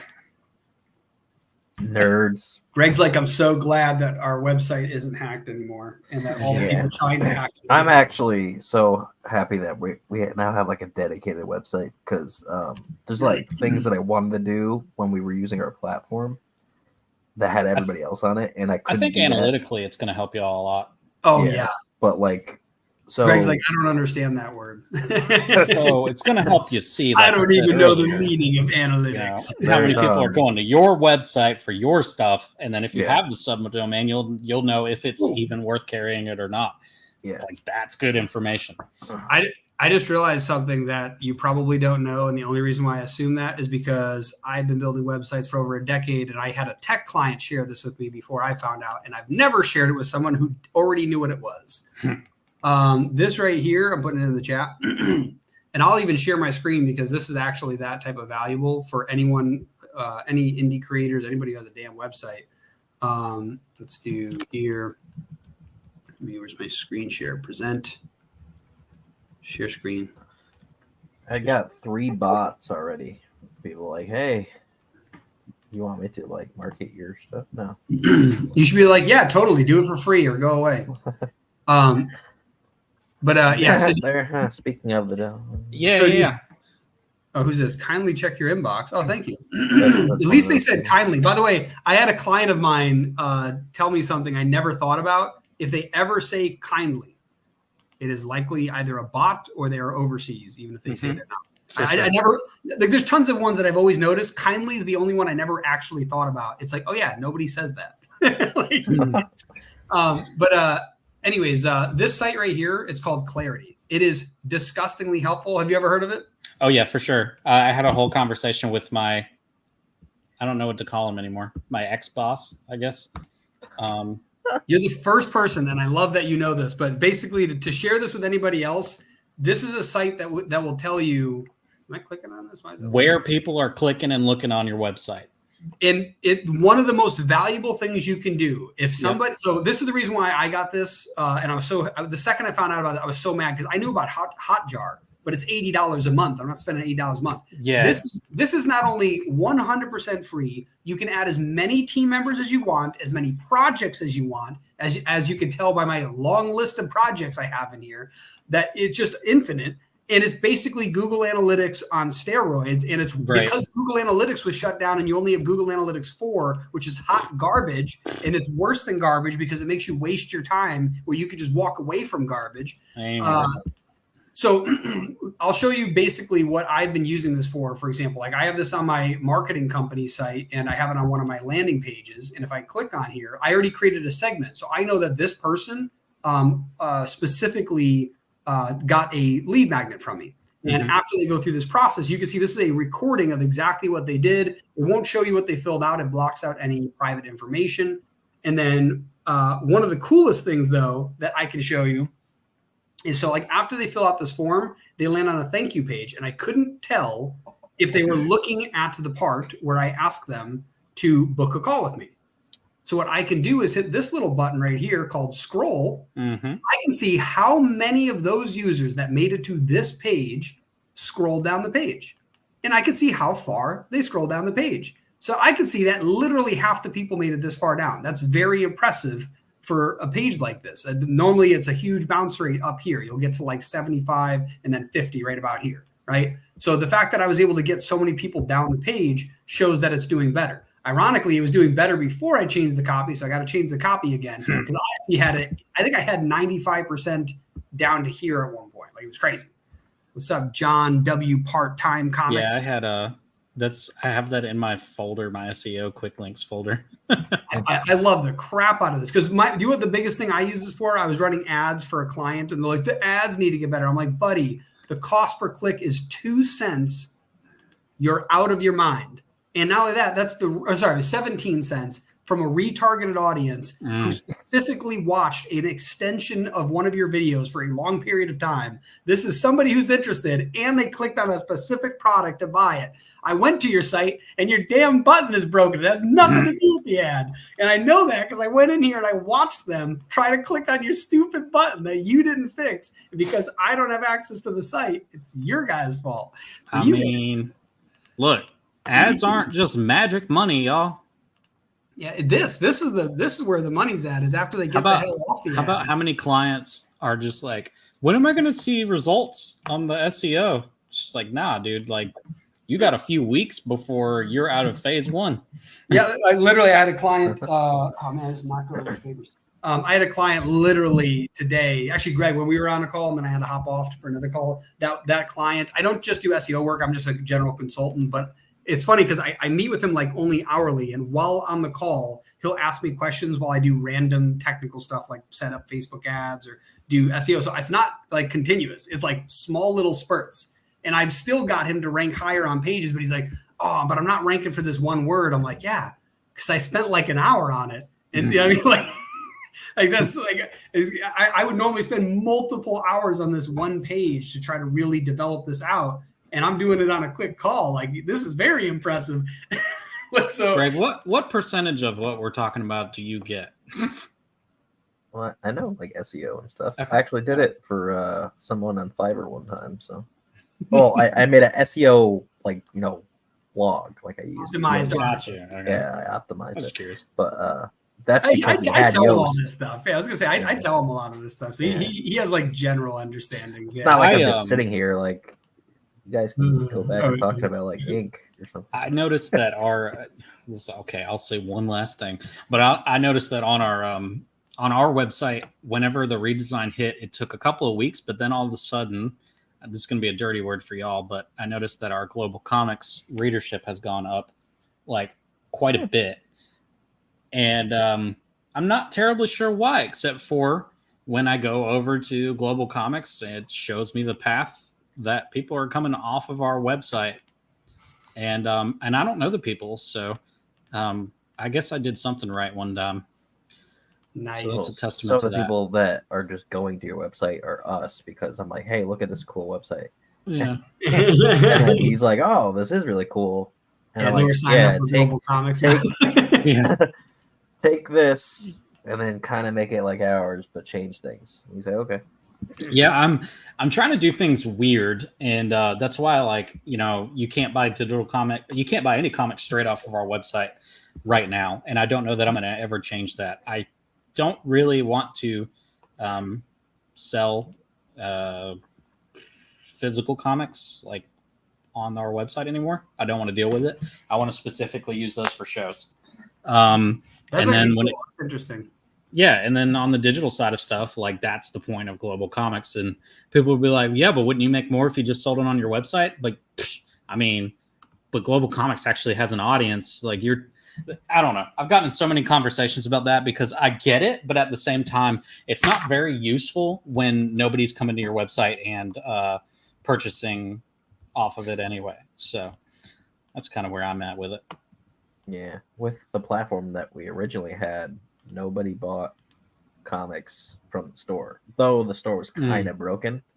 Like you could still buy certain things from there because some people bought like bugs or shirts. Now, Dylan, you're still screen sharing, so don't get in trouble. I'm not. I'm showing you something cool. This is something that I built because it actually already exists, but I built it on my site because I was like, oh, that is a cool tool, and I want it on my own site. But basically, I can't remember if I can do dots there. You have to say dot. I just realized that. I got to check links later. I'm gonna have a bunch of broken links. But basically, this is a UTM generator. So if you ever do want to send traffic to someone, you can guarantee that if they have Google Analytics set up, that they will know it's from you. Okay. Yeah. But this, so basically, just to explain what UTM is, UTM generator. Oh crap! Now only mine comes up. Damn it! I don't have the old bookmark of the original one I emulated. But I should write that on this page then. Basically, when you go to Google and it says source, it is literally looking for this phrase right here, UTM source, right?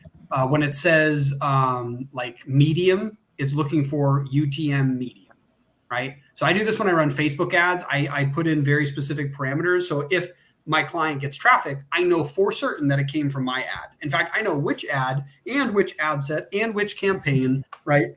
On which day, right? Like I know all those details.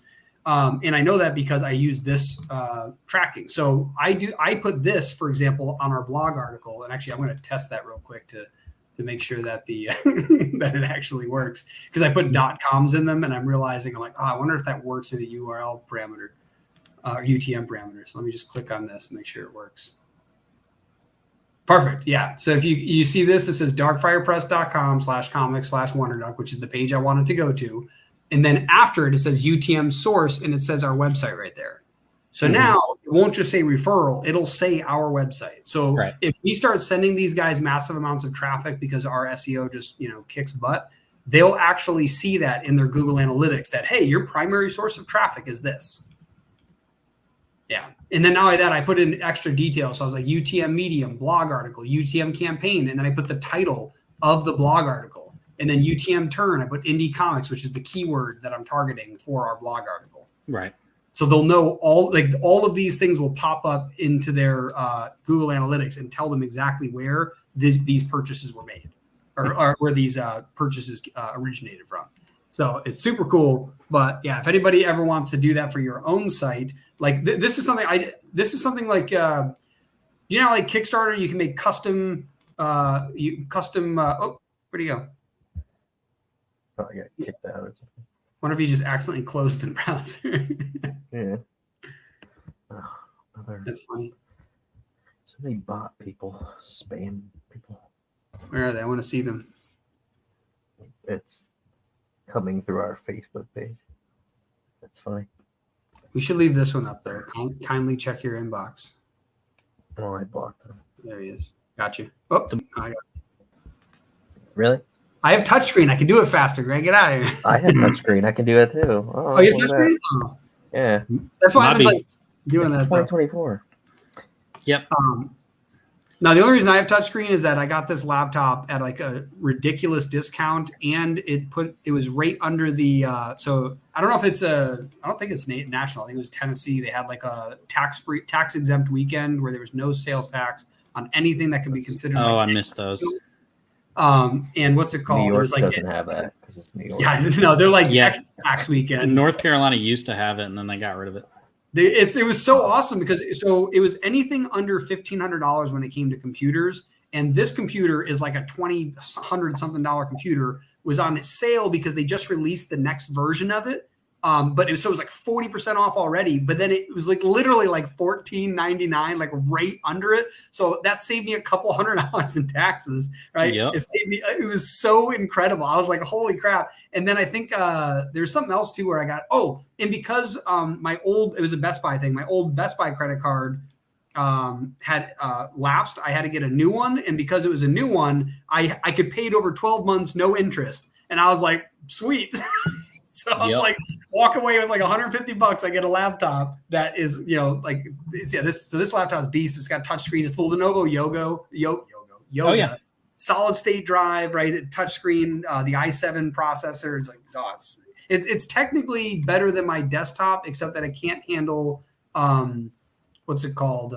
Multiple high functions at the same time where my desktop can. So like my desktop could have like Premiere Pro, Photoshop, 8,000 Google tabs. Where this one, it'll hit a limit and then it just crashes. Yeah. I have a Lenovo, but same. It's some kind of gaming one. I just don't remember. Oh no, I don't have a game. I have like the basic one because I'm like I don't need like a fancy. I'm writing on this laptop basically. That's basic. Okay. I do editing, so yeah. I didn't get it for gaming. I just got it because I needed a good graphics chip. Yeah. I just didn't hear about that because I still do have my read the computer. password. Dang, missed it.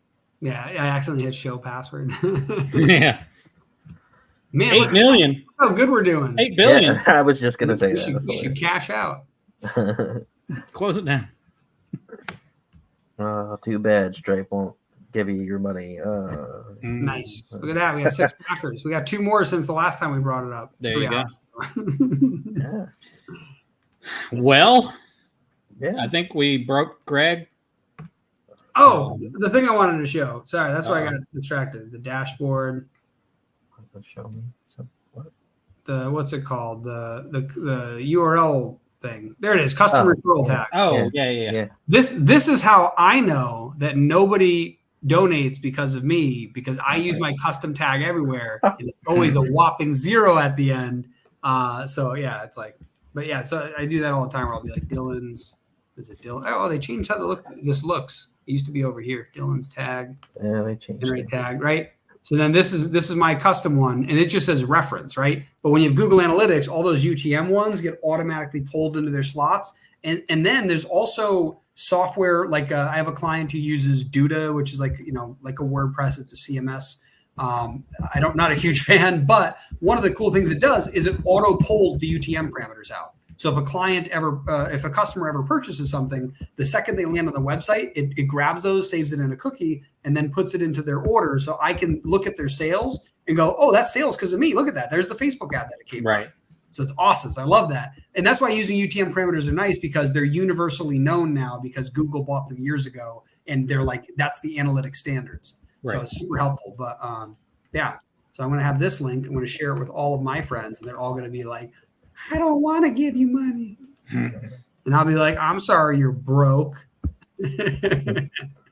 Nerd. And then you'll know. Yeah. Well, cool. Yeah. Yeah, we could show you that trailer that you put in the private chat like an hour ago. 3 days ago. Should do it. Okay. It hasn't I wonder if the sound is actually going to play. This would be a premiere. Or like, I don't know. You have to download the video for it to play, I think. Really? Oh, no, Greg, you always end up getting the video. I think you have to share just the tab. I think that's all it is. Okay, I'll just do that. Yeah. If you share your screen, I've used StreamYard for like, I don't know, 4 years. 150 years, I know.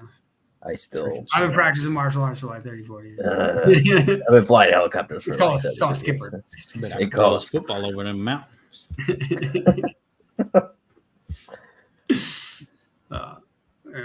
Greg, what are you doing? Making it awkward. All right, hit the button and we'll see if we can hear it. Can you hear it? I hear it. Under the sea.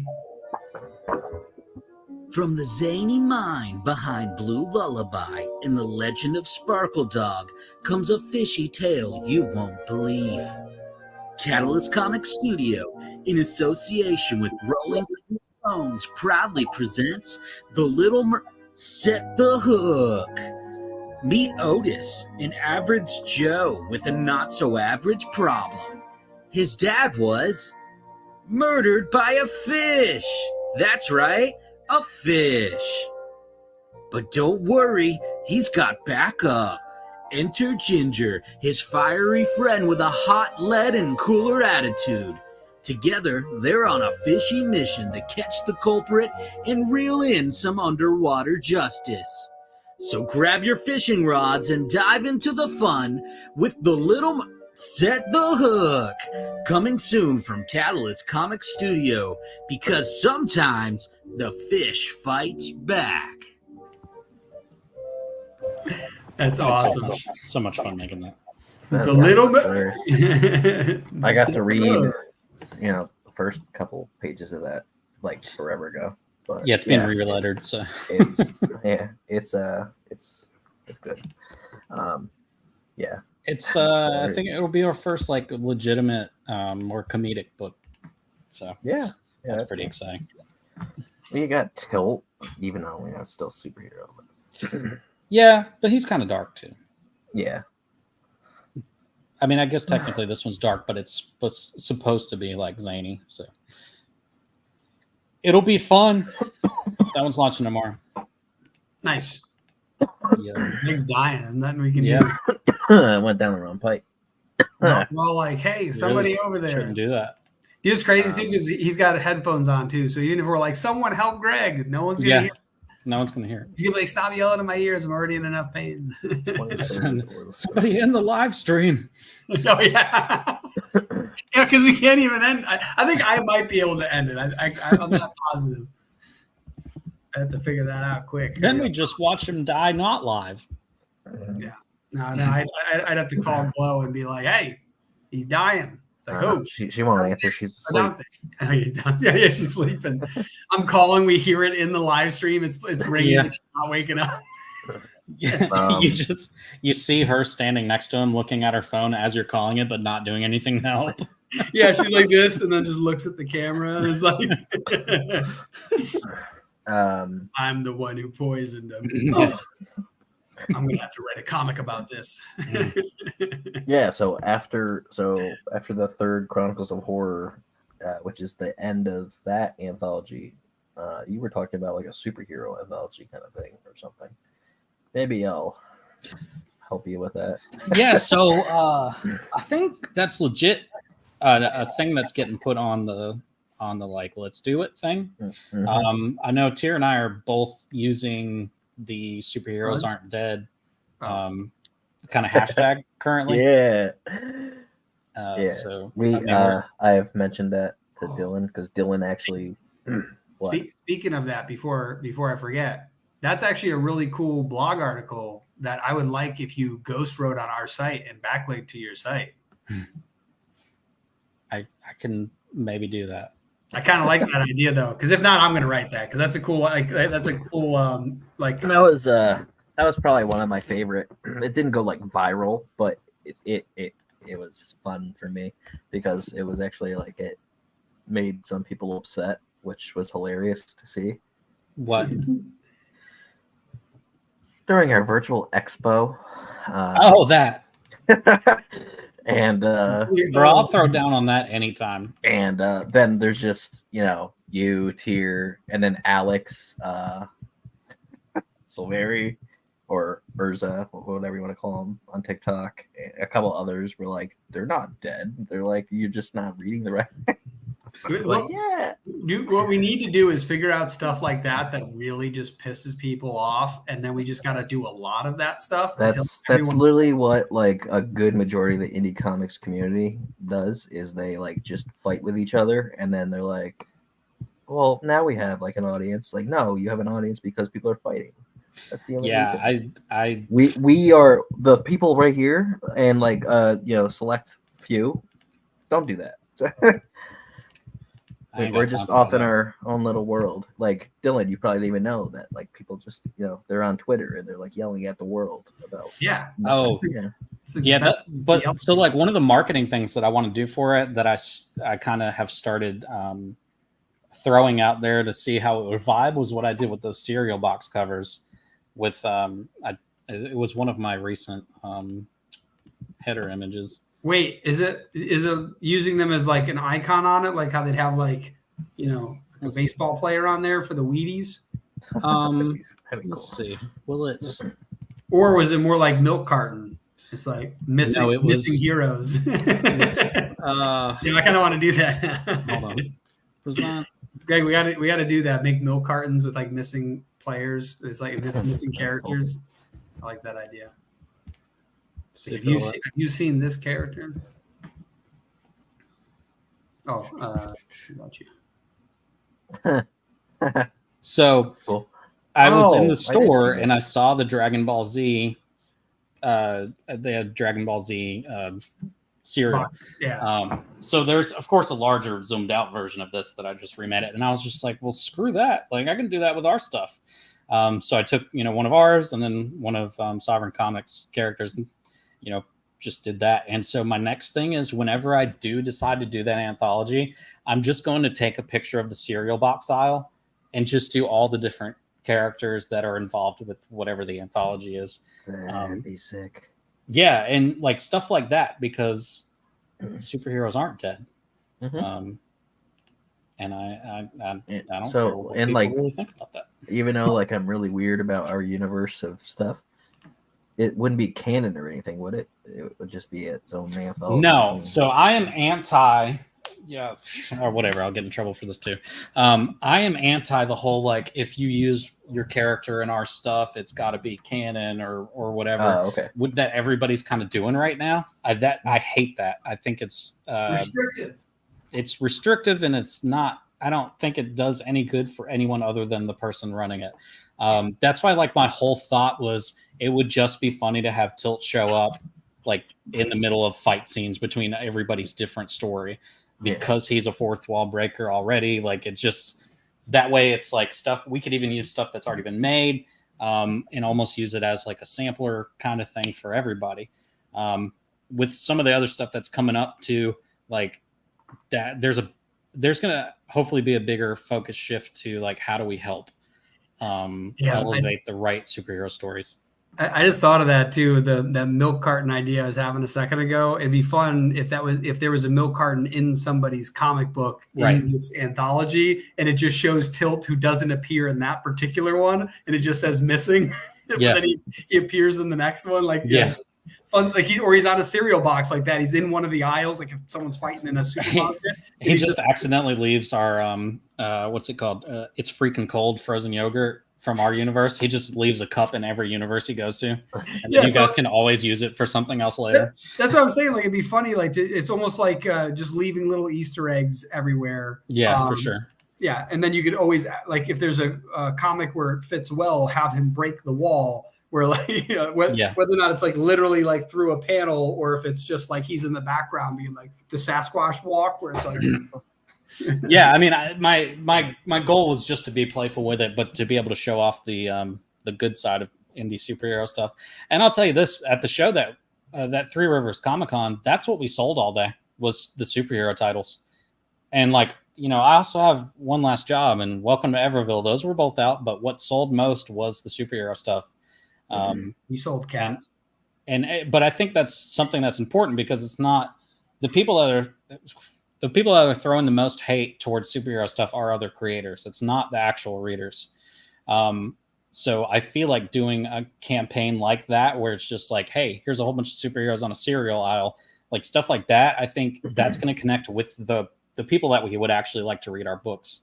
I love the other creators. That's great. If you want to read our stuff, fantastic. However, you're not my demographic. Like you're not my main audience. So yeah. That's the funny thing about it is it's like all the creators who don't like superhero comics, that isn't the demographic, right? Like that's the whole point. Like there are people who like superhero comics and they're just sick of Marvel and DC. Yeah. That was literally like the reason I was interested in doing this with Greg to begin with. Was I was like, yeah, like the comics are like now, right? They were once. But see, that's exactly what I'm saying. Is like everybody that we talked to at the con on Sunday, they were just normal people that wanted good books, and so to get to like throw a pitch at them and then be like, oh, well, that sounds cool. I think that's kind of got to be the focus and the shift for superhero creators is like, don't act like it is lesser than, because it keeps getting said that it is, but it shouldn't be treated that way, considering they're still dominating the market. So yeah, we the last convention that we were at, Saratoga Comic Con, one of the reasons we sold like some of ink and stuff was because it takes place literally in issue 1. It takes place at a tattoo convention at the building that we were in. Nice. In. And then I'm like, oh, by the way, like the character is based on my tattoo artist that lives down the street, like 15 minutes. I'm like, oh.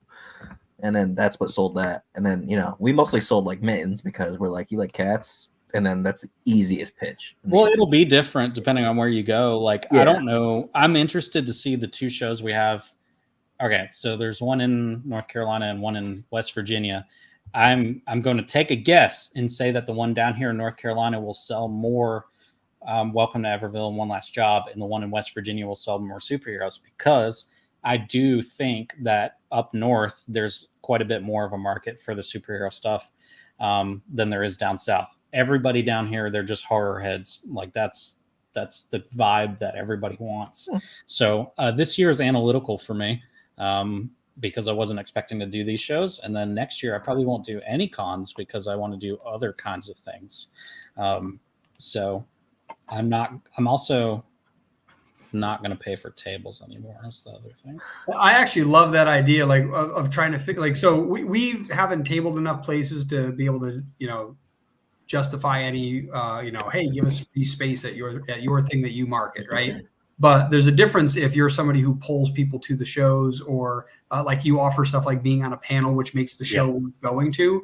And I love that idea of being able to, like, one of the things I wanted to do was reach out to some conventions that I know are doing and be like, hey, I'll help you market it if we get a free table. Right. Because like at the end of the day, when we did the math, so I'm not going to give specific numbers, but us being there on a full day on Sunday, everybody was like, this was already weird. Everybody was like, man, this is so much better than yesterday. Which is, you never hear that at a con on a Sunday. Yeah, I was going to say. Yeah, and so they're like, this is so much better than yesterday. So we were like, okay, so we can base some numbers off of that. And like looking at the numbers, if we didn't get the table for free, it wasn't worth it.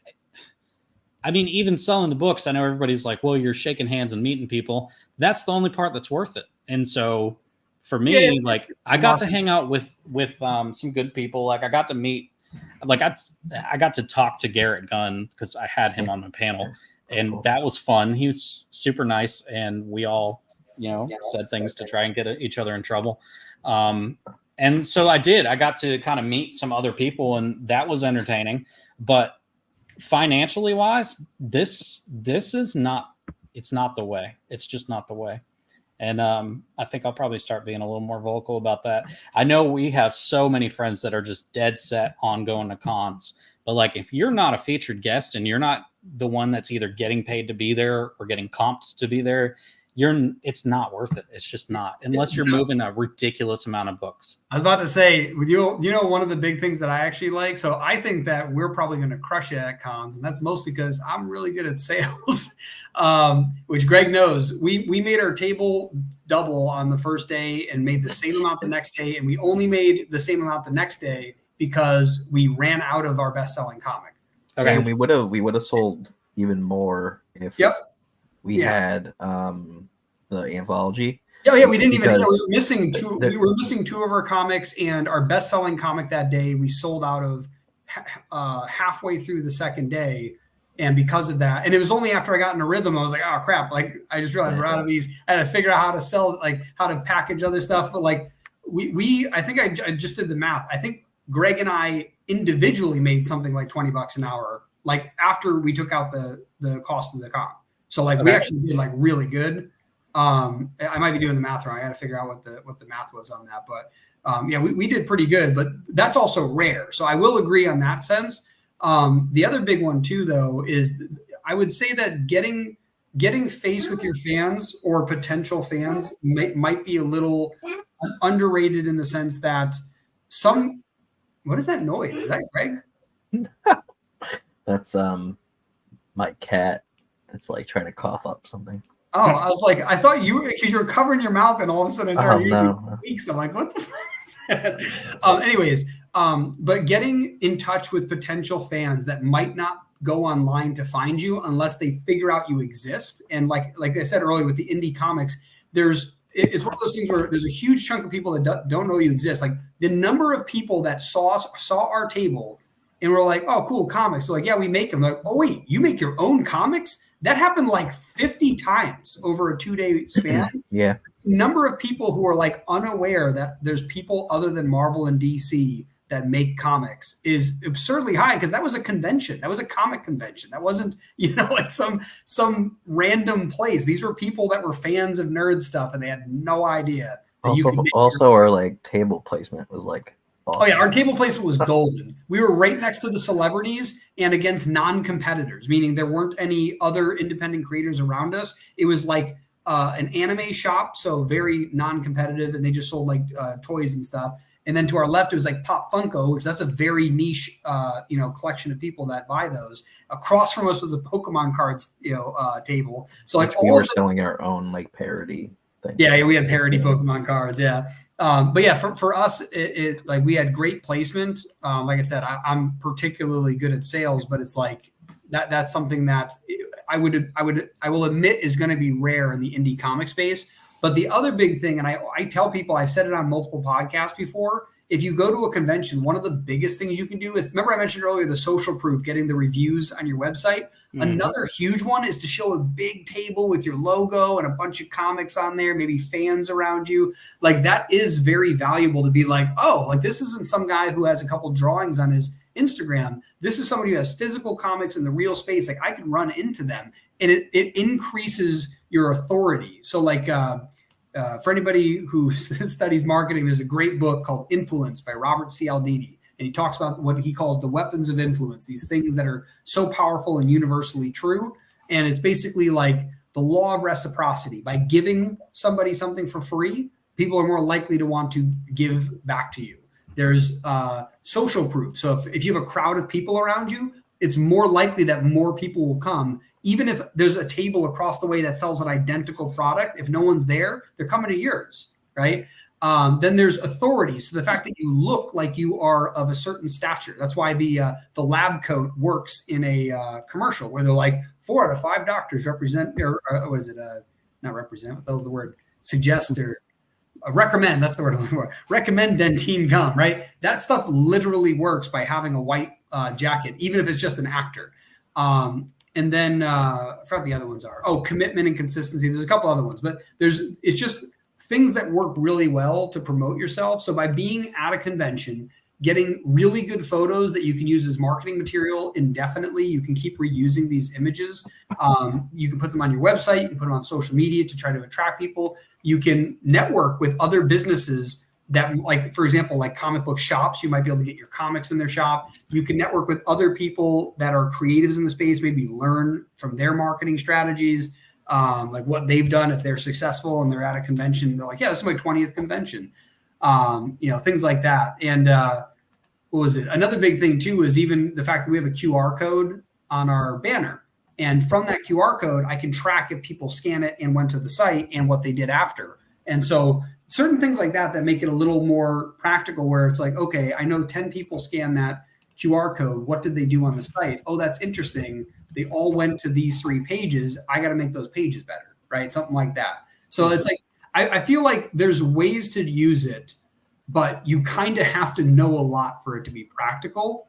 And even if you do know all of that, there's still other ways that are still very helpful. I think like SEO, for example, SEO on a website could drastically outweigh that if you do it really well. Right. Because 18.9 billion monthly views on Google, hard to beat at a convention that has a couple hundred, maybe a couple thousand people. So like it really is like there's definitely better avenues. There's obviously advertising with stuff like Facebook or Google or YouTube. Like if you've got a video trailer, that's awesome. Like if you're good at content creation, you could be on TikTok to get random eyes on you. You could run YouTube ads to drive traffic towards landing pages. But yeah, there's like you could work on the business side of things and try to get distribution channels set up, or connect with somebody who already has distribution channels set up. So I definitely agree that there's a ton of better or a ton of great ideas that are not conventions, but I also still think that conventions can be massively they're massively underutilized, and there's a lot that can be used from them. Just depends on how it flows down. Yeah. All right, I'm jumping off here. It's been long enough. Yeah, it's like nap time. That's what I'm looking at. Yeah. Greg's over there like, what year is it? It was brand new. So we got All 8 right. backers. Bye. So that's good. Later. Peace.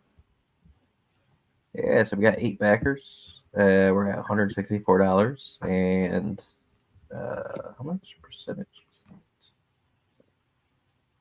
that? 13%. So we're 13% already. That's good.